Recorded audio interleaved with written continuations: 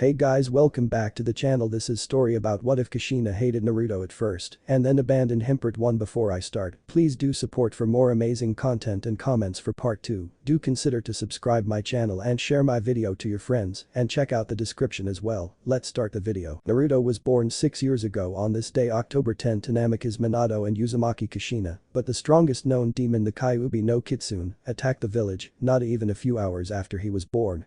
He was under the control of Madara's eternal Mangekyo Sharingan when he attacked. Minato, the Yondaime Hokage and Konoha no Kairoi Senki, summoned the boss Toad Gamabunta so he could get close. The Yondaime had tried to find a way to stop the nearly all-powerful fox, but the only way was to seal him using the Shiki Fuijin to summon the Shinigami who took the Kyuubi's soul and sealed within young Naruto's body. Naruto's mother Kushina survived his birth, but the loss of Minato was too much for the red-haired woman, and the fact that Minato never told her that he'd have to seal the Kyuubi inside him. She tried to kill Naruto, but Sarutobi, Kakashi, Rin, and Jiraiya intervened and stopped her attempt, and each of them were disgusted with what she attempted to do to her own son. Kushina had another child a few seconds after Naruto, a little girl who she named Kasumi, and they both lived in the Namikaze estate, and Kushina left Naruto at the mercy of the wolves. While Jiraiya was still the boy's godfather, he couldn't stay in the village due to the fact that he was in charge of the village's spy network, but would always send Naruto presents and money for his birthday. Kakashi and Rin begged Hiruzen to let them adopt Naruto in honor of their sensei, but thanks to the civilian council that attempt was irrelevant, but Hiruzen did allow them to help Naruto learn basics like reading, math, speech etc., and since Kakashi was an Anbu captain and Rin was the director of the hospital, they had very little time to visit, but they would on their days off. Thanks to the elders and civilian council, Naruto was dubbed as the Kyuubi's incarnate, and the civilians along with a few ninja wanted Naruto dead. The only ones that trusted in the Yondaime skills were the clan heads, minus Fugaku, civilians and ninja that were close friends to Minato, and the Anbu. Right now a 6-year-old Naruto Uzumaki Namikaze was being chased by a mob of civilians and a few ninja who were screaming kill the demon and avenge the Yondaime and our loved ones.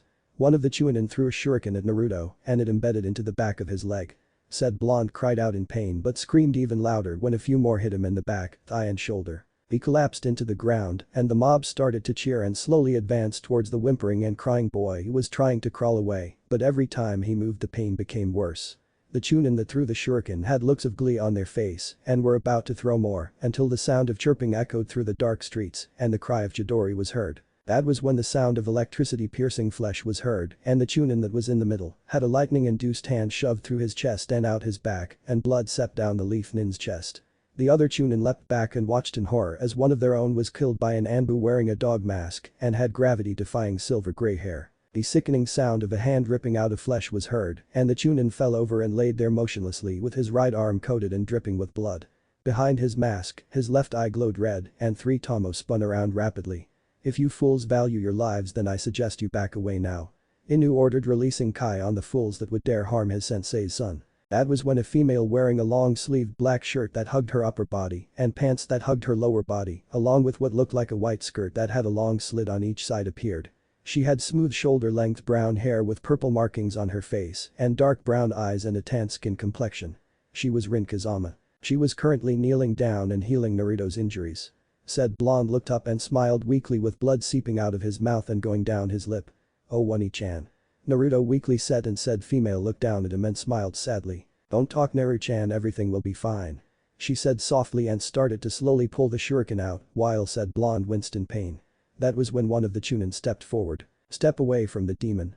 That creature doesn't deserve to live," he yelled while the mob cheered in approval. Kakashi on the other hand stood in between the bloodthirsty mob and Rin and Naruto while recreating the Chidori. Rin managed to successfully remove the shuriken and when she heard that they wanted to kill her at Tauto, she got up on her feet and performed a few hand seals. "Chakra no Mesu," she said, and her hands glowed and they sounded like buzzsaws and got ready to protect Naruto. Unknown to the mob, a woman who was 5'6" with long raven-colored hair that stopped to her waist that was a little spiky and also had red eyes with 3 Tomo in them, was watching the event with rage and disgust on her face. She wore a pink haori that had the pictures of phoenixes and fire on it, similar to the shunsui wears in Bleach, and also wore dark red samurai-like armor that was similar to the one Hashirama, Tobirama, and Madara wore, and a kunoichi outfit which consisted of a black kimono-styled blouse that had black sleeves with red flames licking the tips, and also wore a mesh shirt that showed a little of the cleavage from her D-cupped that were perfectly fit, meaning they weren't too big or too small. She also wore a long skirt that had 2 long slits on the sides that stopped to her lower thigh and showed off her flawless legs. A mixture of red and back bandage wrap was wrapped around her ankles, the middle of her feet and around her shins, and wore black sandals that were similar to the ones the Senju brothers wore. All in the entire outfit accented her very goddess-like figure. She also wore crimson nail polish and red lipstick on her lower lip, and she also wore black eyeshadow over her eyes, like Kurenai does.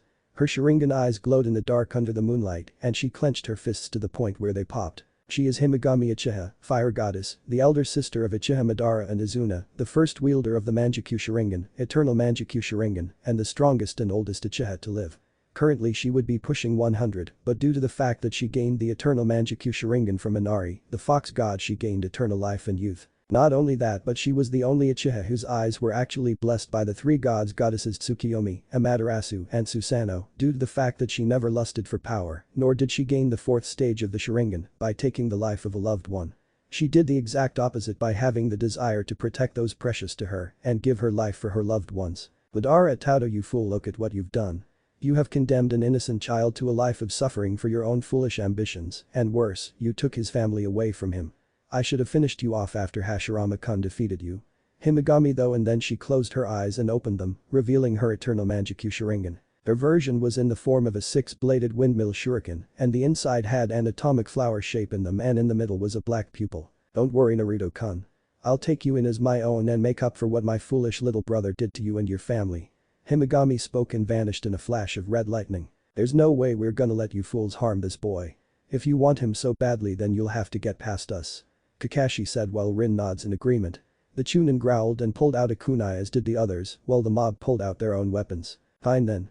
We'll kill you demon lovers and the Kyuubi brat. Let's get them. The Chunin yelled and the mob charged. Kakashi and Rin were inwardly cursing due to the fact that they were outnumbered. I have no choice but to use that. Kakashi said and started to channel a lot of chakra into his eye in order to activate his Manjikyu Sharingan. Amaterasu, said a calm and feminine voice. That was when a wall of black fire rose from the ground and appeared in between Kakashi, Rin, and Naruto.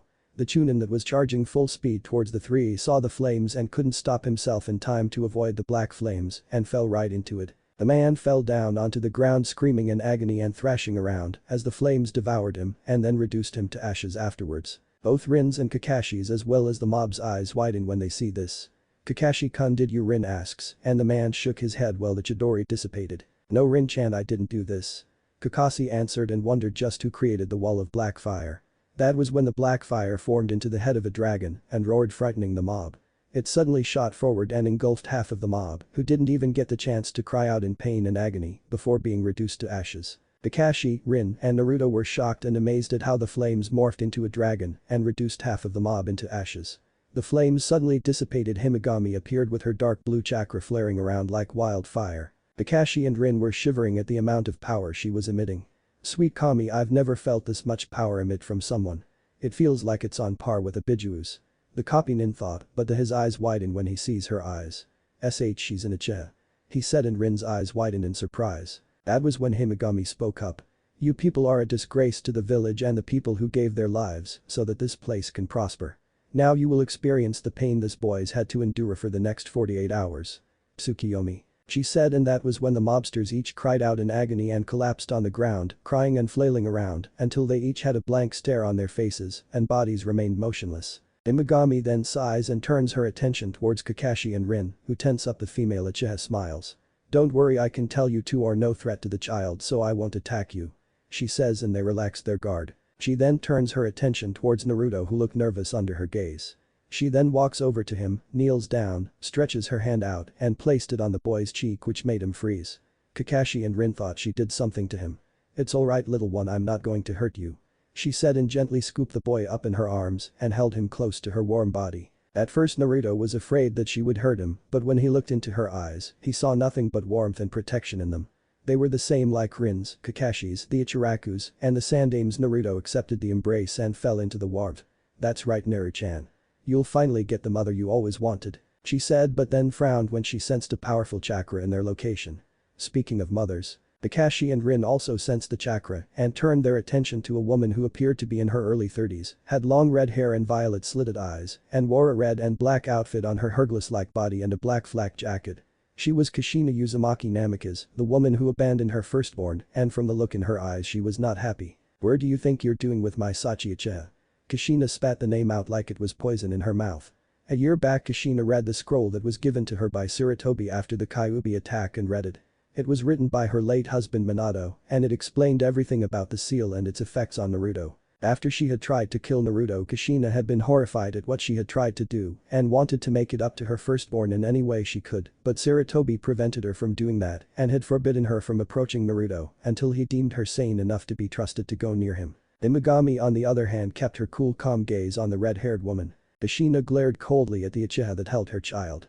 "I will ask you again, Uchiha, where are you going with my Sachi?" she demanded. Said female Uchiha smirks. "Simple.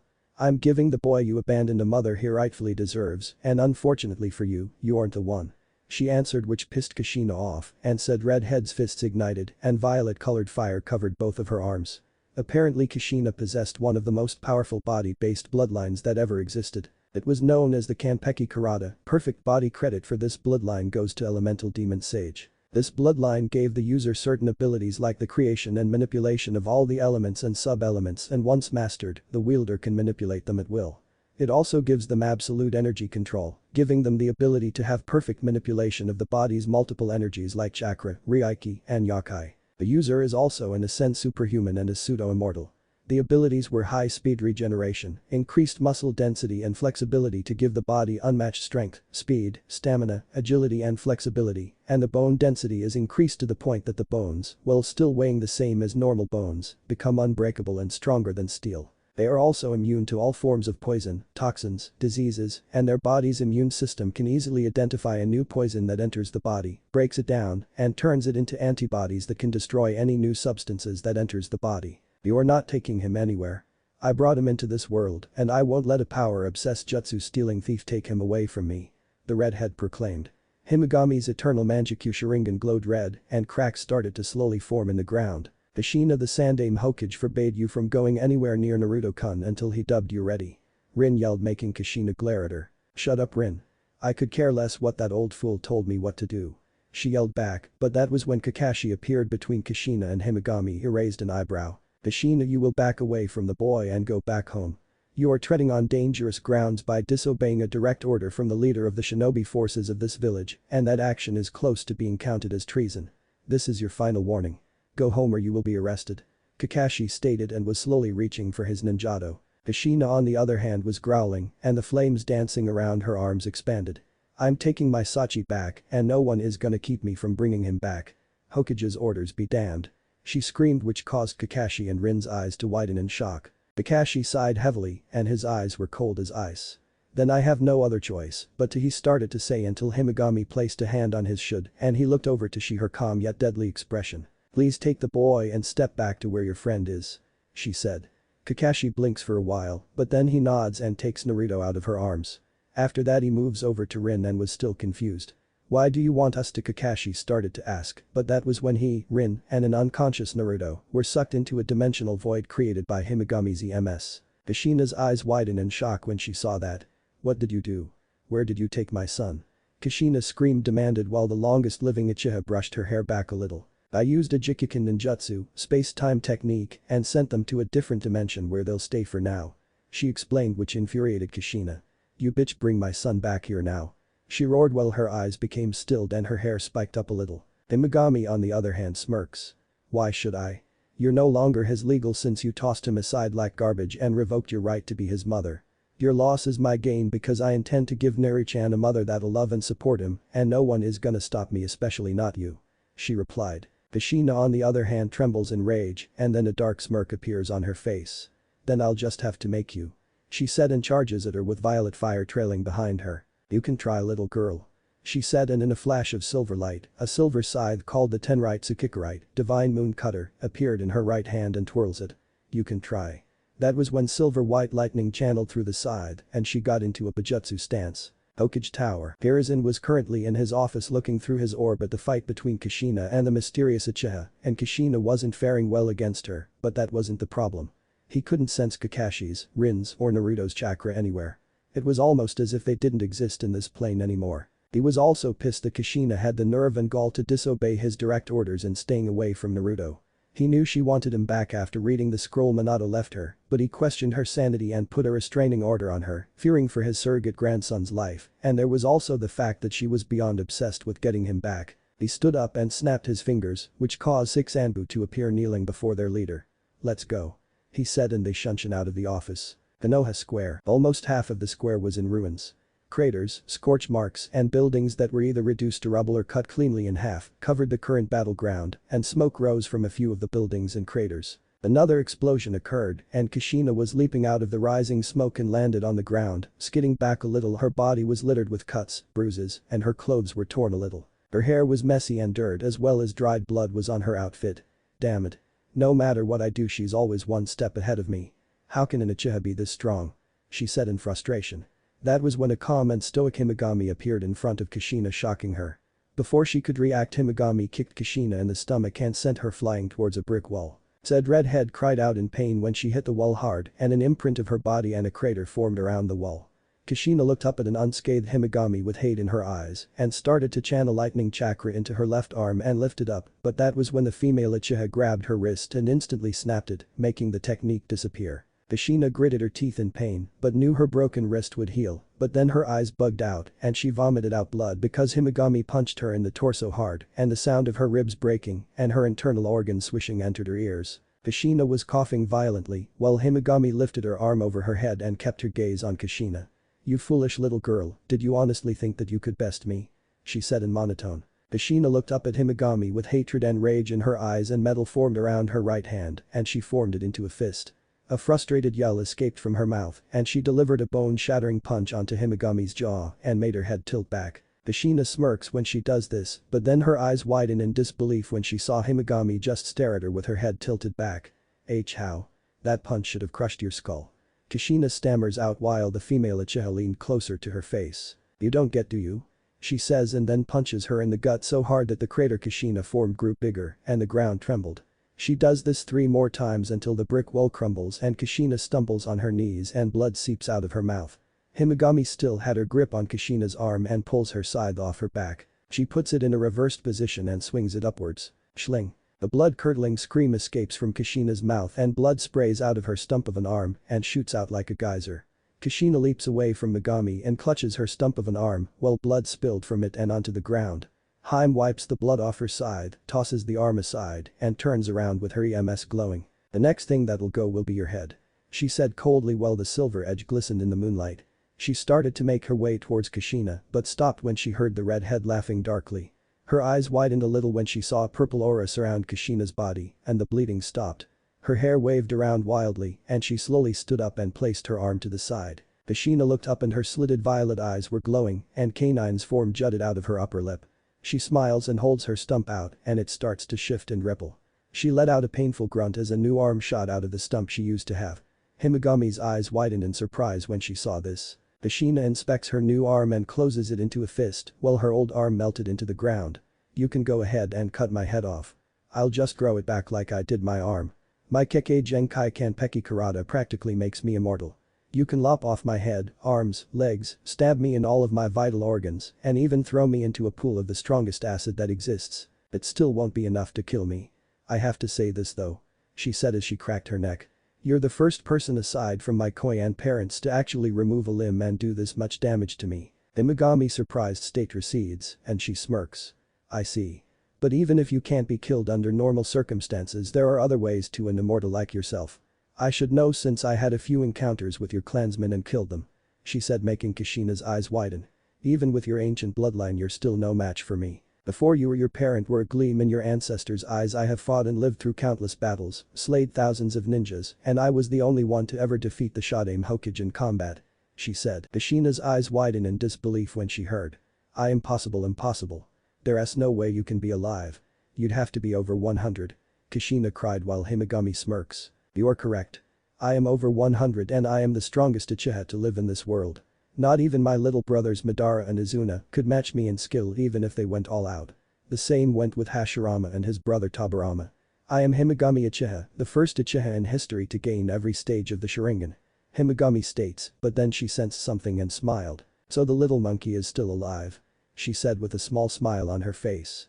Kushina was confused at the statement and turned head into the direction Himegami's eyes were aimed at. Said Uzumaki's eyes widened when she saw Hiruzen Sarutobi who give her a stone-cold glare. Alongside of him were 6 Anbu, but then they vanished and landed onto the ground where Kushina and Himegami were, and the man wasn't happy. Kushina Uzumaki Namikaze, you've got a lot of nerve to go against me and my orders concerning you and your son. He said in a cold tone and also directed his kai on the former wife of Minato Namikaze. Hiruzen may be old and one of the few cages to live past his prime, but he is still the strongest ninja in the village, aside from his students Jiraiya and Tsunade. But Sarutobi she wouldn't give me back my she stammered out, but then her knees buckled when he released more kai on her. Silence. He roared which made her shut up. I gave you a direct order not to go near Naruto until I deemed you sane enough to approach him, especially when you made an attempt to kill him when you found out Minato sealed the Kyuubi in him. You are no different from half of the fools in the village who can't tell the difference between the jailed and the jailer. Bear, Hawk, Wolf, and Tiger take Kushina to Ibiki for disobeying a direct order from her superior, and after that she is placed on house arrest until I revoke it. He said. The look of shock and anger appeared on Kushina's face. Why you can't do that? She screamed until Hiruzen's chakra flared and made the ground crack. I am the Hokage Kushina, the ruler of this village and the shinobi that inhabited. My word is law and what I say goes. He bellowed. You should consider yourself lucky that I don't have you do time in prison for going against me, but I will not do that to Kasumi-chan and have her suffer for your stupidity, but this is your last and final warning. Stay away from Naruto or else you will regret it, he said harshly and snapped his fingers.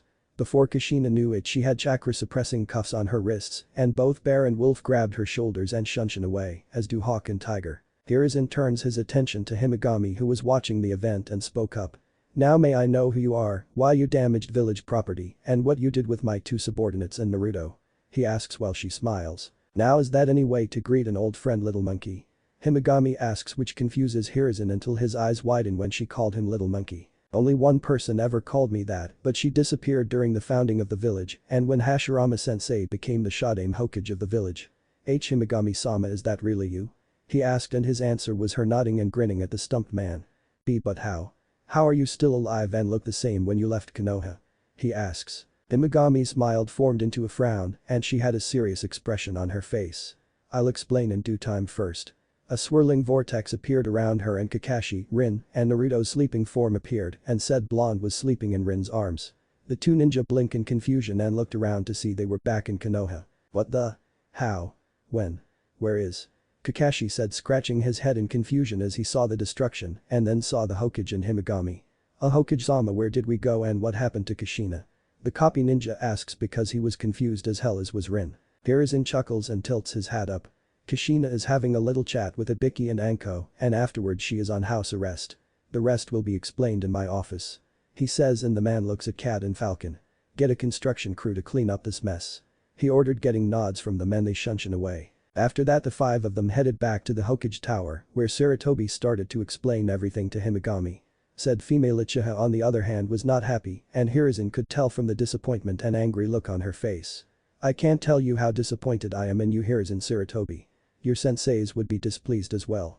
She said while he sadly nodded. Kakashi and Rin were stumped though seeing her berate their leader like a child. I know Megami-sama, apparently my best wasn't good enough when it came to helping Naruto. I told Minato to let me perform the sealing so that he can look after his wife and children, but he was being too idealistic about protecting the village. I told him that while a person was smart, people were stupid, but sadly it was all in vain, and what made the matter worse was that those fools on the civilian and elder council spread a false rumor about Naruto being the Kyuubi's reincarnate. I was too late to explain the sealing to them, and those who told the people of the village about Naruto's condition remain unanimous. The only ones that are backing me are the clan heads. He explained while she frowned. So apparently the village that my best friends created with their own blood, sweat and tears is nothing more than a shell of its former self. What the hell are you doing letting their legacy be reduced to crap? Hiruzen Sarutobi. She shouted as she focused a little of her kai on the man. You're the Hokage. This is a ninja village, not a damn democracy. Your word is law. Those civilians and elders that are on the council should have no form of power over you whatsoever and you shouldn't be allowing a mob of blind and short-minded fools attack an innocent child in your streets. This is not what Hashirama-kun and Tobirama-kun created. They would never allow any child, especially a Jinchuriki, be treated like this, nor would they let the council be in control of things they have no say in. Wake the hell up and face reality, you stupid monkey, or I swear I'll make that beating I gave you when you were a snot-nosed gaki look like child's play. She yelled while Rin and Kakashi's jaws dropped. This Uchiha was around when the Sandaime was a kid, meaning she was around during the founding of the village, and they wondered just how was she capable of looking so young yet being over 100 years old. She's right. I let my trust in the village blind my judgment. What have I been doing with my sensei's legacy? They would be ashamed of me. He looked back up at Himegami with a different expression on his face, and she was smiling. His eyes burned brighter than they did before, and his facial appearance was not that of a weak old man. It was the appearance of a man who has fought, killed, and strike fear into the hearts of even the most dangerous shinobi. This was the man who fought in all 3 wars and lived. Glad to finally have you back, Hiruzen. Himegami thought. Thank you, Megami-sama, the fire that dwindled in my eyes has reawakened. He said in a strong and authority's tone. And I believe it's time for me to clean house and show these people why I was dubbed as the Shinobi no Kami. He says, and he was gonna make sure that no one usurped his authority ever again. Naruto's mindscape. Naruto woke up only to find himself in a dark and dank sewer. What the? Where am I? Naruto asks himself and looks around. We're in your mindscape, kid. Said a deep and powerful voice which made Naruto look around frantically. Look behind you. The voice said again. Naruto turned his head only for his eyes to bug out when he found himself in front of a cage, and behind it was a pair of massive red slitted eyes staring down at him. The shadows moved away from the eyes and revealed the form of a large fox with 9 tails swaying behind him. Hello kid, nice to see you aren't dead yet because it would be a real problem if you did die. Kyuubi said while Naruto just stared at him, making the fox raise an eyebrow. Hey kid, are you okay? Naruto managed to snap out of his stupor and rub the back of his head nervously. Sorry, it's not every day you meet a giant fox in your mindscape. Naruto replied, which made the fox's eyes widen. So you know who I am and why I'm sealed in you? Kyuubi asks and Naruto nods. Considering the fact that I was born on the day you attacked the village and the fact that the Baka villagers call me fox brat, demon, and monster, how could I not realize it? Naruto said while Kyuubi remained silent. I may be 6 years old, but I'm not an idiot. He deadpanned, which made the fox chuckle. You truly are an enigma, kid. Kyuubi states. Naruto rubs the back of his head and looks the other directions. That's what Inu and Nikki and Rin Ni-chan said. So do you have a smaller form? Naruto asks Kyuubi, who smirks. His entire body glows red and it slowly shrinks until it's in the form of a full-grown adult male. When the glow died down, standing before Naruto was a man who appeared to be 5'11". He is a fairly tall, lean-built person with peach skin, reddish-brown eyes, and orange spiky shoulder-length spiky hair. His outfit consisted of a black ankle-length black coat or shikakishima with red lining that is closed at his chest and then left to flare out into ragged ends. His right arm was sleeveless and wore a black glove, while his left arm had a black sleeve and also wore a pair of black hamaka pants with tabi socks and sandals, Ichigo's Bankai form, after he left the Dangai world. Naruto looked at the man with awe in his voice and couldn't help but admire his appearance, especially the color of his hair. Kyuubi raised an eyebrow at the boy's facial appearance. Is there something on my face, kid? He asks while Naruto shook his head. Wow, you have orange hair. He said, which caused Kyuubi's to eye him oddly. And your point? I was born with orange hair. He states, and his answer was Naruto shrugging. Oh, nothing. I think it looks cool, plus in case you haven't noticed, my hair is bright yellow like my old man's. He said. Kyuubi smiled at the praise since when he was once human his hair caused him a lot of issues, but that was when he almost fell off his feet but caught himself. Whoa, hold on, you know that your dad is the Yondaime Hokage Minato Namikaze? He asked while Naruto nods. Well yeah, I mean I look just like him minus the whisker marks. You'd have to be a total idiot to not notice it, Kyuubi. Naruto states while Kyuubi rubs the back of his head. You got a point there, and don't call me Kyuubi, kid. The name's Ichigo Kurosaki. Ichigo states. Oh well then Ichigo, may I ask why did you attack Konoha 6 years ago? The young blonde asks while Ichigo scowls at the memory. It wasn't my intention to attack your home, kid. Some team in a spiral mask and a weird-looking eye placed some kind of illusion on me and made do it, but before I explain the rest, let me tell you about my past life before I became a Kyuubi. He says. Council chamber. Every member of the council was now sitting in the chamber and were wondering why the Sandaime had called him. On the shinobi side were the clan heads Fugaku Uchiha, Hiashi Hyuga, Shikaku Nara, Inoichi Yamanaka, Chauza Akimichi, Shibi Aburam, and Tsumin Yuzuka, and sitting beside her was Kuromaru. The 3 elders were Danzo Shimura, Kahari Udatane, and Hamura Midokado, while the rest consisted of civilians, and a part of them was a pink-haired woman named Akemi Haruno. Unlike the rest of the civilians, she honored her former friend's dying wish and saw Naruto as a hero and knew he was Minato's son. When she found out about what Kushina tried to do to her son, she was appalled. The 3 elders and other civilian members were responsible for the way Naruto's current life was and dubbed him as the Kyuubi's reincarnate and either wanted him to become a weapon or removed from this plane of existence since he was a threat to Konoha.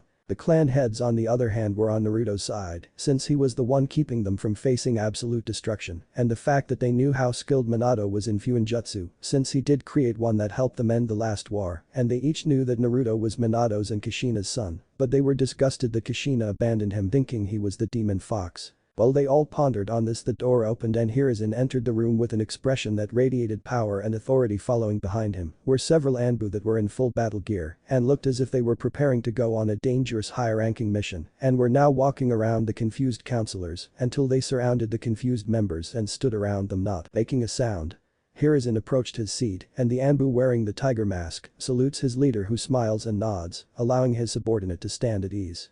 After he sat down, Danzo decided to speak up. "Sarutobi, what is going on? Why are there fully equipped Anbu in the chamber?" he asked demanded, but Hiruzen turns and sends an icy gaze towards the old warhawk, which makes the man's visible eyes widen a little and cringe a little. "Let's get one thing straight here, Danzo. You will refer to me as Hokage-sama, and second of all, you don't question my authority.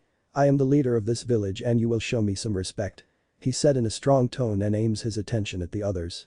"The same goes for the rest of you. You may be members of this council, but I can easily remove you from your position of power and replace you with someone more level-headed." The elders, civilians were surprised at his response to Danzo, and the clan heads and Akemi were amazed to see this change in Sarutobi and were wondering what made this change. Tsume on the other hand was looking around and saw Kushina wasn't in the meeting. "Hokage-sama." Hiruzen turns his gaze over to the Inuzuka matriarch. "Yes, Tsume, what is it? If I may ask, why isn't Kushina in the chambers?"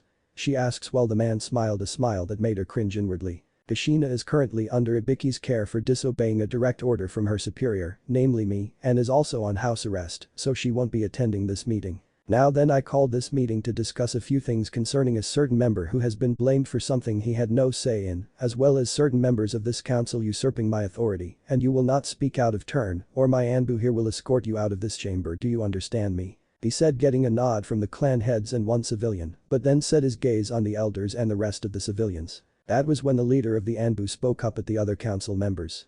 "The Hokage asked you a question, now you either respond to your leader or else."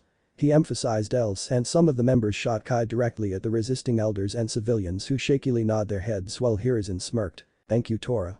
Now then, as I was saying earlier, certain members in this council have been going against not just me and my authority, but the laws me, my predecessors, and late successor have created since the founding of this village. I consider the actions that have been committed as treason, and I will not tolerate such things in my village. One example would be the condition of Naruto Uzumaki Namikaze," he said, and saw the civilians and elders growl and were about to speak out, but when they felt the sharp ends of the kunai the Anbu had pointed to their backs, they shut it up. Hiruzen then locks his hands together and rests his chin on them and scans the room like a predator does when it searches for the weakest and most vulnerable prey. "I already have a list of names on the ones who have broken my law concerning Naruto, and that this group is responsible for spreading false rumors about him being the reincarnation of Kyuubi," he said, and noticed a few of the civilians sweat a little and tremble slightly, and that the three elders were looking nervous, and he smirked inwardly. "Not only that, but a certain someone in this group has been keeping an organization that I disbanded active, and certain members have been supporting it secretly." He then named his glare at Kaharu, Hamura, and Danzo. "Care to explain yourselves, Kaharu, Hamura, Danzo? You three as well as the civilians have been nothing but a thorn in my side since I reinstated myself," he said as he slowly stood up and focused Kai on them. "I will not tolerate your actions, and as of now I am disbanding the Elder Council and removing the Civilian Council until further notice. Akemi, since you are in charge of the Civilian Council, you may still retain your seat and pick new members to join," he said, getting a smile and nod from the woman, and that was when the elders and civilians rose to their seats, yelling he couldn't do that and he was out of line. They instantly fell on their knees when Kai flooded the entire room, but the clan heads and Akemi weren't affected. "Anbu takes these civilians out of my tower and lock them up and prepare them for their execution tomorrow morning. They will be a prime example for those who want to go against my authority." He ordered the Anbu grab the civilians and Shunshin out of the room with their prisoners, while Hiruzen set his gaze on his former teammates and Danzo. "As for you three, for keeping a disbanded group active and performing illegal acts that are considered treason, I sentence you both to death immediately," he said, which made their eyes widen. "Think again, you old fool." "Root," Danzo cried out, waiting for his soldiers to appear and deal with his rival, but they didn't. The smile on Sarutobi's face made the man pale. "Oh, I don't think your soldiers will be helping you this time, Danzo, right Himigami?" Sarutobi said, which confused the clan heads and elders, until a pair of red eyes with three tomos and a black pupil appeared from the shadow in the wall. "Right, Hiruzen?" she said in a cold tone and stepped out of the shadows. Their eyes widened when they saw this woman step forward and settle her gaze on the elders. "And as you requested, I destroyed Danzo's little group," she answered. "Who are you?" Hamura asks. Himigami said nothing and activated her eternal Manjikyu Sharingan. Amaterasu. A torrent of black flames engulfed Kaharu, Hamura and Danzo, and their blood-curdling screams echoed throughout the room until they were no more and were reduced to ashes. Everyone, especially Fugaku's, eyes widened when they saw this, and Himigami dissipates the flames, leaving 3 scorch marks on the floor. "Good riddance," she said and turned her attention to the clan heads who were stumped at what they saw. Himigami raised an eyebrow and had a look of amazement on her face. "What? Is there something on my face?" she asks. Fugaku took a good look at Himigami, and his eyes almost bulge out of their sockets. "Why, you're unbelievable, you're Himigami Uchiha, the first Uchiha in history to ever gain the and master every form of the Sharingan," he said, which caused every clan head including Shikaku to look at the man in shock and disbelief. Sarutobi on the other hand raised an eyebrow. "So you know of your ancestor Fugaku?" the professor asks and gets a questioning look from the man. "But of course. Himigami-sama is a legend in our clan. One even greater than Madara Uchiha. She was not just the first one to master every form of our clan's Dojutsu, but she also possessed the Enten element or blaze release, which is the combination of fire and lightning. Not only that, but her skills in the Kaiten element were unrivaled since she could manipulate it the same way the Nidaime could with water. She was also the only one who could take on the Shodai and Nidaime at the same time back during the clan wars. There is not an Uchiha alive who comes close to matching her skills," he explained, which caused every member in the room's eyes to bug out of their sockets. Himigami on the other hand had a smirk on her face. "Glad to see my former clan keeps up with their history," she replied, which made the current clan head raise an eyebrow. "What do you mean by that, Himigami-sama?" he asked while she set her gaze on him. "During the creation of the village after my younger brother Madara made an attempt to try and gain the title of Shodaime, believing that Hashirama would force our clan to submit under the Senju clan's rule, and wanted to have our clan rebel against the idea, but sadly they went against him, and he left, leaving the clan leaderless. I offered to take his place and help lead them, but they didn't like the eldest, didn't like the idea of being told what to do by a female," she said with a scowl on her face, which made Tsume and Akemi growl and muttering something about males being sexist pigs, which made every male in the chamber sweat drop. "But that's not what pissed me off. They found out that my final level of the Sharingan was hereditary and would be passed down onto any children I had, so they demanded that I be turned into a breeding factory in order to make the clan stronger," she said while her eternal Manjikyu Sharingan glowed red and a dark smile appeared on her face. "And for those who liked the idea were killed by me and sent to their family members in pieces," she finished, which made everyone in the room pale. "So after that little event I decided to exile myself from the clan and leave the village to see what the world looked like." Shikaku could already tell that this female was dangerous and she was even scarier than his wife Ishino, Tsume and Tsunade. Who was he kidding? Those 3 got nothing on her. Whoever said hell hath no fury like a woman scorned must have been an expert or victim in the saying. The shadow user muttered, getting nods from his comrades and a smirk from Tsume. "Anyhow, I don't plan on rejoining the clan Fugaku-san, so don't bother asking," she states, getting a nod from the man. "It's a shame, but I understand, Himigami-sama," Fugaku replied, getting a smile from the female Uchiha. "Now then, Hiruzen, I would like to ask a favor from you," she said, getting the attention of the veteran of 3 wars. "It's concerning Naruto Uzumaki Namikaze. I would like to adopt him," she states, making the man's eyes bug out, and so did the others. Each of them made attempts to adopt the boy, but the elders and civilians made laws that kept them from doing the act. Sarutobi regained his composure and sighed sadly. "As much as I would like to, I can't, due to the fact that former members in the council made a law that prevented anyone inside the village from adopting Naruto," he answered, and that was when Himigami and a sly smirk on her face. "True, but did their law include anyone that lived outside the village?" she asked. Hiruzen stared at her for a few minutes, but then something ticked inside his head and a huge grin slowly formed on his face. "Loopholes, you gotta love them," she said, brushing her hair back. "Also, when I adopt Naruto, I plan on doing a blood ritual that'll make him my biological son," she states, which made Hiruzen raise an eyebrow in confusion. "The ritual requires me to use my blood and merge it with a person of my choosing, and if my blood accepts the person to be a biological member of my family, then he'll not gain my genes, but he'll also gain my bloodline," she explained. Sarutobi took the info in and spoke up. "Very well then, but the problem now would be your lodging," he stated, and that was when Fugaku spoke up. "Why not give them the Senju compound that's behind the Hokage mountain? Ever since Tsunade-san left the village, the place was nothing more than a historical monument, and it's the only compound available at the moment," the clan head stated. Hiruzen and the others agreed to this, and the leader spoke up once again. That'll definitely work, don't you agree, Himigami? The female Uchiha smiled and nodded. Yes, that's an excellent idea. She says. After Hiruzen dismissed the clan heads, he led Himigami back to her office, where Kakashi and Rin were watching a sleeping Naruto. Said blonde was currently resting his head on Rin's lap, while Rin gently stroked his hair with her hand. That was when Naruto stirred a little in his sleep and opened his eyes and saw Rin, Inu, Hiruzen, and the same woman who comforted him in the office. "Ni-chan," Naruto said quietly, which got Rin's attention. "Hey Naru-chan, did you enjoy your nap?" She asked warmly and got a nod from the blonde, who slowly sat up and turned his attention to Himigami. "You're the one who saved me from those people earlier." "Thank you," he said gratefully, and she smiled warmly at the boy. "You're welcome, Naruto-kun," she replied until she saw the sad look on his face. "So what's gonna happen to me now?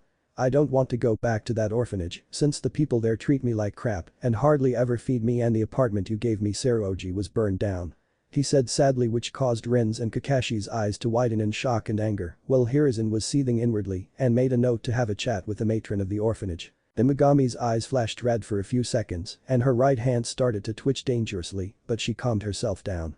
"No need to worry, Naruto-kun, because you're gonna be adopted," he said, which made the blonde boy's eyes widen. "I who? Is it Inu, Aniki and Ni-chan?" he asks, and the two shook their heads. "Actually, I will be adopting you, Naruto-kun," Himigami said, and the boy turned his attention to her. "My full name is Himigami Uchiha, but I'm an exiled member of the clan, so I have no ties with the current clan," she explained, and Naruto's eyes started to become moist. "So you're gonna be my new Kasan?" he asked with hope and happiness in his voice. Said Uchiha smiles, kneels down and holds her arms out.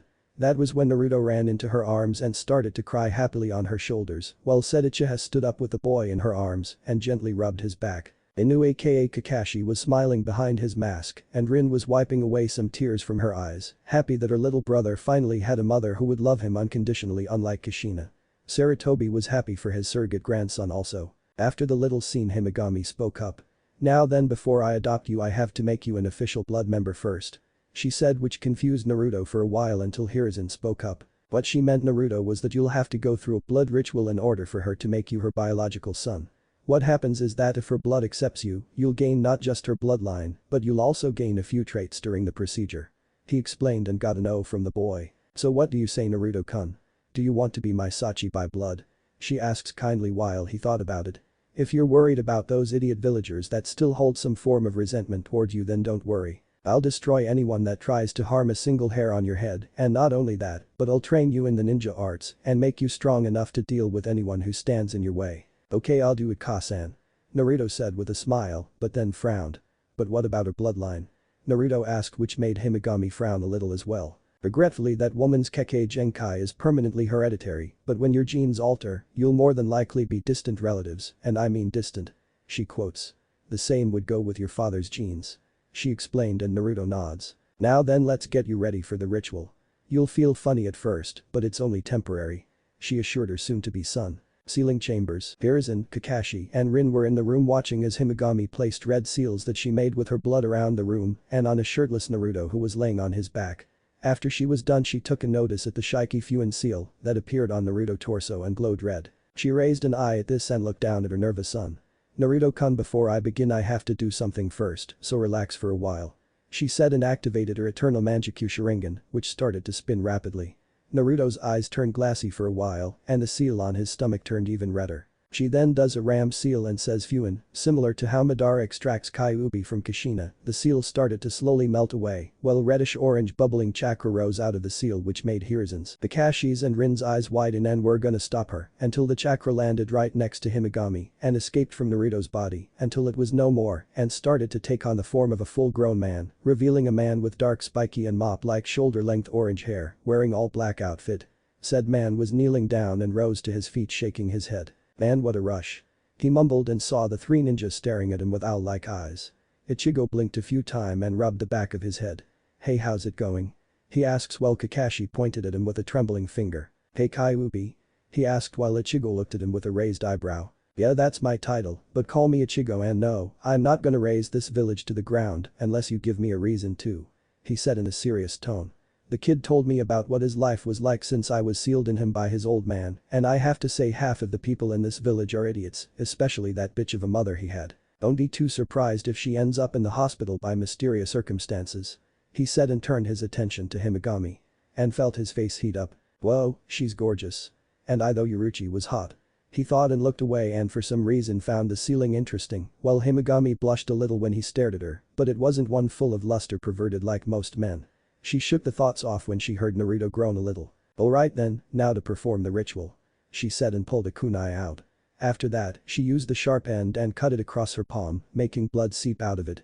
Next she took Naruto's hand and used the same kunai to cut his palm open, while Naruto bit his lip from the sharp sting.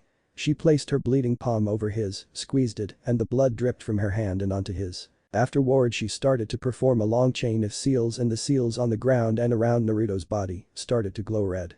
After doing around 99 seals she stopped at the 100th one, which is a ram seal. Naruto's eyes widened and felt a weird sensation go through his body while the seals started to snake up his body and seep into Naruto's body. This went on for at least 10 minutes and the seals suddenly died down and Naruto's body changed a little, having a light tan complexion. His blonde hair was a little darker with it being shoulder length and his bangs being jaw length like Minato's was when he was younger. He also had some black streaks in his hair making him an Uchiha. He also had a pair of canines jutting from his upper lip and his whisker marks were gone. Once the ritual was complete she lets out a sigh of relief and brushes a strand of hair back. Naruto slowly opened his eyes, which were cerulean blue and had slitted pupils, and groaned. Himegami helped him up and set her now biological son on her lap. How do you feel, Sachi? She asked. I feel funny, but other than that I'm okay. Wait, did you say Sachi? He asked and she nodded. So the ritual worked and now you're my Kasan. Tears formed in his eyes while she smiled lovingly at him and once again nodded, which resulted in Naruto once again hugging her and crying tears of joy. Himegami wrapped her arms around him and kissed him on the top of his head and she too was happy that she got to have a son to love and support. Ichigo smiled at the sight since it reminded him of when he was with his mother. I'm happy for you, kid. I don't know how, but I'm gonna make it up to you for ruining your life for the last 6 years and I swear the next time I see that bastard Madara, I'm gonna rip his head from his shoulders. He thought with his eyes flashing red for a few seconds. After the ritual Himegami gave Naruto some new clothes and Sarutobi gave her the official adoption papers and Ichigo explained to Hiruzen why he attacked Konoha and that he used to be a soul reaper for the Shinigami king and defeated a rogue by the name of Aizen but lost his powers in the process, but the backlash of the fight transformed him into a kitsune with 9 tails, thus dunning him as the Kyuubi no Kitsune. Next Hiruzen escorted the 3 to the old Senju compound that was in top condition. The reason why is that Hiruzen always had it cleaned twice a month and thanks to the repair seals, security seals and barrier that kept intruders out, it remained like it was during the formation of the village. Once they got settled and Naruto was sound asleep in his new bed. Ichigo was currently sitting on the wooden floor outside the compound looking up at the moon until the slid door opened up and Himegami walked out with 2 cups of green tea on a platter. She also wore a silky red robe that hugged her body and on it were white flowers. Hey Ichigo. Himegami said, getting his attention, and it took all his willpower not to pass out from a nosebleed he was getting, but managed to shake it off. Oh hey Himegami-san. He said while she sat down next to him and set the tea down. Just call me Himegami, I'm not the type to deal with suffixes. She assured and got a nod from him. She handed him one of the cups of tea which he took and drank and she did the same. Afterwards they each talked about they did in the past and Himegami was amazed that Ichigo was once human who then became a Shinigami and saved the mortal and spirit realm from a rogue named Aizen. Ichigo was also impressed with how Himegami was over 100 but still looked so young thanks to her final form of the Sharingan as well as being blessed by 3 god goddesses. What amazed him even more was that during her travels she also faced demons and monsters that make the hollows Ichigo faced look harmless minus the rancor and vasto Lord Ichigo fought in his life. They also joked around a little, especially when Ichigo told her about how hesitant he used to be around the opposite sex and mostly blamed his former sensei Uruchi for it. After talking for a while Ichigo took one of the guest rooms while Himegami took the master bedroom that she redecorated. All in all Naruto gained a family, even though they were currently small it would soon grow. Morning came and the sun shined down on Naruto's face and said blonde groaned and shifted his body away from it and snored lightly. Afterwards he slowly opened his eyes only to see his room brighten up from the sunlight. He sat up, rubbed his eyes and yawned, stretching his arms out and looked around. Naruto smiled due to the fact that his room was twice as big as his apartment since it had a whole bathroom. For the first time in his life Naruto was actually happy because he finally had what he always wanted, a family. That was when the scent of food being cooked entered his nose and he made his way out the room and towards the kitchen.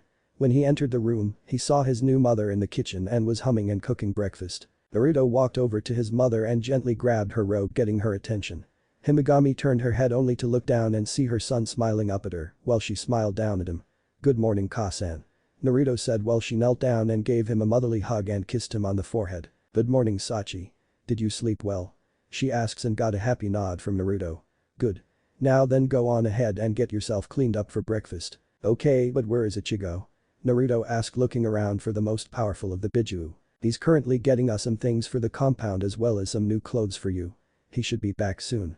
She explained getting a nod from Naruto. Okay then. Say Ka-san. Naruto said while she continued to cook breakfast. Yes, Sachi. Himegami asked her son. I was wondering. Since I won't be going to the ninja academy until I'm 8, can I start my reigning as a ninja now? He asked while she thought about it. I don't see why not. The other clan heads are starting their children's training as shinobi so yes, but we'll start off with the basics okay?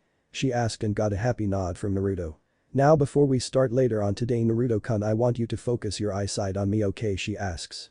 Naruto blinked in confusion, but nods and does that. After a few seconds have passed, Naruto's eyes changed instantly into a fully matured Sharingan with 3 tomo around the pupils. Wow Ka-san I can see your chakra, in case you're wondering Kakashi and Rin also taught Naruto about an energy shinobi used called chakra. He said while she had a look of surprise on her face. Wow, you already have a fully matured Sharingan. You must have gained it during the ritual, and thanks to your Kekkei Genkai Kanpeki Karate, you've gained the first level of the Sharingan. Well you learn the basics I'm gonna teach you how to use it properly and how to fight without it. She stated. I knew my blood was strong, but to give him a fully matured Sharingan at his age is incredible. I swear Naruto I'll mold you into a strong shinobi like your father was. You'll not only surpass the other 4 Hokages, but you'll even surpass me and my brothers one day. She thought while Naruto deactivated his eyes and headed back to his room to get clean and dressed. 2 years later. 2 years have passed since Naruto was adopted by Himegami and made her biological son, and when Ichigo joined the family. Said former Shinigami was a great person to get along with and became a surrogate father to Naruto. For the last 2 years Himegami taught Naruto the steps in using the Sharingan properly and not rely on it and even trained him in the basics like how to properly throw projectile weapons like kunai, shuriken, and senbon and also trained him in knowing the anatomy of the human body and how to set traps and use his surroundings to his advantage. Before she started to teach him jutsu, she had him do a couple of chakra control exercises in order for him to know how to use the proper amount of chakra in a technique. So far he knew the tree climbing, advanced tree climbing, water walking, and advanced water walking swimming exercises. Afterwards she taught him how to perform the 12 hand seals and which ones are better suited for certain elemental jutsu. Thanks to his Kanpeki Karate, perfect body, bloodline, he had an affinity for all the main elements and sub-elements including rare ones. She also started to teach him the basics to ninjutsu, jinjutsu, and taijutsu, and also started to train him in using different weapon varieties, so that way he'd have an advantage over his enemies, and also started to train him in using one-handed seals. Ichigo also started to train him in the basics of kinjutsu, as well as the martial arts he learned in his past life. Right now 8-year-old Naruto was watching Himegami performing a fire jutsu known as the Gakyaku no Jutsu near a large lake that was located behind the compound. Naruto currently had shoulder-length hair with black streaks on the bangs, and he also had a long spiky ponytail that stopped to his upper back. He was wearing a red short-sleeved shirt with black flames on the hem of the shirt as well as the sleeves, and also had the leaf symbol and the kanji fire on the back of it. He also wore black cargo shorts that stopped below his knees and black sandals, and appeared to be very fit for a kid his age. He watched his mother end the jutsu in motion for him to come forward, which he did. She made sure that he was capable of using hand seals, as well as one-handed seals at the level of a chunin, before teaching him any elemental jutsu. Once he accomplished that thanks to his photographic memory, she started teaching him fire jutsu. Now it's your turn to give it a shot Sachi and remember to keep the power, speed, control and amount of chakra in balance.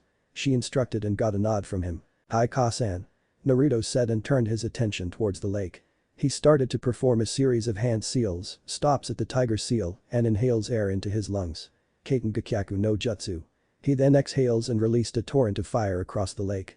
Himegami used her Sharingan in order to get a good inspection of the jutsu and smiles. Naruto ends the jutsu, lets out a sigh, and turns around to see his mother smiling. Excellent job Naruto-kun, you managed to keep the jutsu balanced. She said while he smiled at the praise she gave him, and then spoke. Say Ka-san since you said your eternal Mangekyo Sharingan is hereditary, would it be possible for me to gain it? Naruto asked Himegami. It is a possibility Naruto-kun, but you'll probably gain your version once your Sharingan has reached its limit and it'll evolve to the final stage, thus you won't have to worry about any of the side effects, except for chakra depletion. She said while Naruto nods. So are you excited to be entering the academy tomorrow? Naruto smirks and nods. Hi. I'm ready since you and Ichigo helped me get a head start. Hopefully I can make some more friends there, and I'm pretty sure Hinata-chan will be in the academy too, but I think she's a little nervous. He stated while Himegami giggles and ruffles his hair. And I know you'll protect her from the bullies, right? She asked while he scoffs. Of course I will. That's what a friend does, right? So when are you gonna settle down with Ichigo and give me a sibling? He asked humorously, making Himegami blush a little. What are you talking about? She asked, which only made Naruto's smirk grow. Sen, I may be 8, but I'm very mature for my age. I've seen how you two stare at each other when you don't think no one's looking, and you like to spend a lot of time together alone. He emphasized, which makes the blush on her face grow. Well, you see, I wish, she stammers out until Ichigo appears. Hey, you two, he starts to say until he saw Himegami blushing and looking away while Naruto smirks at Ichigo, who pales inwardly. Oh crap, he knows. So when's the wedding, Ichigo, or should I say Tusan? Naruto emphasized while Ichigo's face heats up, but then it ends and had a puzzled look on his face. Wait, Tusan? So you'd actually think of me as a dad even though I'm the Kyuubi? He asked while Naruto shrugs. Yeah, I would. I mean, you did teach me some things which most dads do for their kids, plus I think you'd be a great husband for mom. He answered while Ichigo chuckles nervously and rubs the back of his head. Well, that's completely up to Himegami-chan, Naruto. Anyways, we should go on ahead and head to the Ninja Academy since the coronation is in a couple of hours. He stated. That was when Himegami spoke up. Also, Naruto-kun, don't be afraid to show your skills and show them what a true ninja is capable of doing. She stated due to the fact that most kids his age only wanted to be ninja to either be heroes or gain a reputation, but Naruto understood the true reason being a shinobi, and the blonde nods. Hi, Ka-san. Naruto said while she smiled. After that, the three headed to the academy for the coronation. Ninja Academy coronation. During the coronation where Hiruzen the Sandaime Hokage made his speech, Naruto looked around the crowd and saw some of the clan heads as well as their children, along with some non-clan ninja parents and their children, and some civilians and their children. Naruto already knew a few of them, but when he saw Kushina, a frown formed on his face, but he chose to ignore her appearance and saw Kasumi, who looked like a miniature version of Kushina but wore red sweatpants with a jacket and a blue shirt. He also saw Hinata and her younger sister Hanabi, along with Hiashi and Hikari, Hiashi's wife.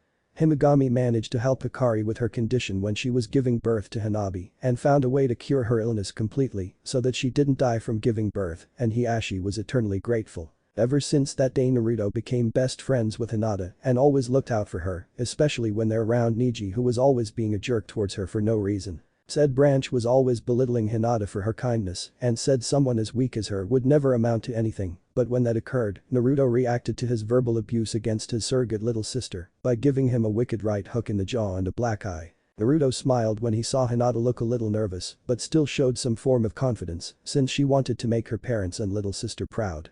He saw Akemi Haruno and a girl who looked like a miniature version of her with dark pink hair tied in a ponytail and jade green eyes. She was Sakura Haruno. A year ago when Naruto was in the park playing with Hinata, he saw a group of kids picking on her because they were making fun of the color of her hair, but he chased them off and asked Sakura if she wanted to play with him and Hinata for a while, and she agreed to it and later on became friends. After the coronation ended, the parents that knew each other started to talk to each other before their kids entered the academy. With Naruto walked into the academy hallway and saw the other kids but was looking for Hinata, but when he saw an 8-year-old girl with blue hair tied into a ponytail, he smirked and snuck behind her. Hinata on the other hand was looking around for Naruto, wondering where he was, unaware that he was behind her. Naruto then poked her in both sides, making her squeak and turn around, only to see a smiling Naruto and then glump the boy. Naruto-kun, I'm so happy you're here. She said happily while Naruto chuckles and returns the hug. It's great to see you too, Hinata-chan. So are you ready? He asks while she nods with a smile on her face. Hi, but I'm a little nervous. She answered while he smiles. Don't worry, you'll do fine. Unlike half of the girls in this place, you and a few others have what it takes to be real kunoichi. Plus you're the heiress of the Hyuga clan and you can do anything you set our mind to. He said, which makes her eyes light up. That was when he felt a hand touch his shoulder and turned his head only to see Sakura smiling shyly at him. Hey Naruto-kun. She said. Hey Sakura-chan, what's got you all nervous? He asked. I'm just worried I won't do great. She answered. Yes, you will, because I'll be there to help you. Plus you're really smart since your mom is a major in academics and business and knows every single law about the village and knows her way around politics since she is the leader of the civilian council. He assured Sakura, who smiled and blushed a little. Thanks Naruto-kun, I'll do my best. She said. Afterwards they found their classroom, which was room 302, and entered. When they did they saw some of the other clan heads' children like Shikamaru Nara, Choji Akimichi, Ino Yamanaka, Shino Aburam, Sasuke Uchiha, Tsukina Ichina, Kasumi Uzumaki Namikaze, and Kiba Inuzuka. Each of them had different thought. This is so troublesome. Shikamaru thought while snoozing off into La La Land. Munch munch, I wonder if mom packed my favorite barbecue. Choji thought while he ate some chips out of a bag. Oh my gosh, it's Asuke-kun. He's so handsome. But who's the blonde boy with the streaks in his hair? Whoever he is, he can't be a match for an Uchiha. Ino thought as she set her gaze on the two boys. Shino was quiet. Whoa, that's the Hyuga princess. She's beautiful, but who does that blonde kid think he is sitting next to her? Kiba though as he ogled Hinata, well said girl, felt a shiver go up her spine. Naruto saw it and turned his head to see Kiba growling at him, but said blonde's eyes become as cold as ice, making Kiba back off and show him who the real alpha was. Dusan said that the Naruto kid was interesting because he was adopted by an exile from the clan. He is cute and from the looks of it is very strong. Itachi Nai-san also said there was something special about him. I wonder what it is. Tsukina thought. HMPH, the blonde doesn't look that great. I don't see why Tusen would be interested in a nobody, especially if he's the son of an exile. Sasuke thought. Ha-san said to be careful around Naruto-kun, but I don't see what's so dangerous about him. Whenever I bring up his name she becomes silent and changes the subject. Kasumi thought. That was when a chunin with a scar going across his nose and he had in a ponytail walked into the classroom and coughed to get their attention, which they did. Hello class, I'm Haruka Yamino, and for the next 6 years I'll be your teacher and teaching you the way of the ninja. In this class you'll be learning the basics in jutsu, chakra, and using throwing weapons and academics like math, science, reading, geography, and history. He explained, getting groans from most of the class, while Naruto sweat drops. Is this guy serious? I've been waiting 2 years to join the academy only to learn the basics again. Great, just great. He thought. 3 months later, Iruka was currently talking about the Shodaime Hokage, who was the founder of the village. Naruto was pulling a Shikamaru and drooling a little. Said Chunin saw this, and a tick mark appeared on his face. He suddenly pulled out a piece of chalk and launched it at Naruto. Said blonde caught the chalk without even opening his eyes, shocking the Chunin and most of the class. Naruto opened his eyes and yawns and looks at the piece of chalk. Sensei, why did you throw a piece of chalk at me? I heard everything you said. Iruka snapped out of his stupor and folded his arms. Really? Well then Naruto, would you like to tell the rest of the class about what I explained about the Shodaime Hokage? He asked. Naruto on the other hand was smirking inwardly. So he's trying to intimidate me, huh? Nice try. He thought and started to speak up.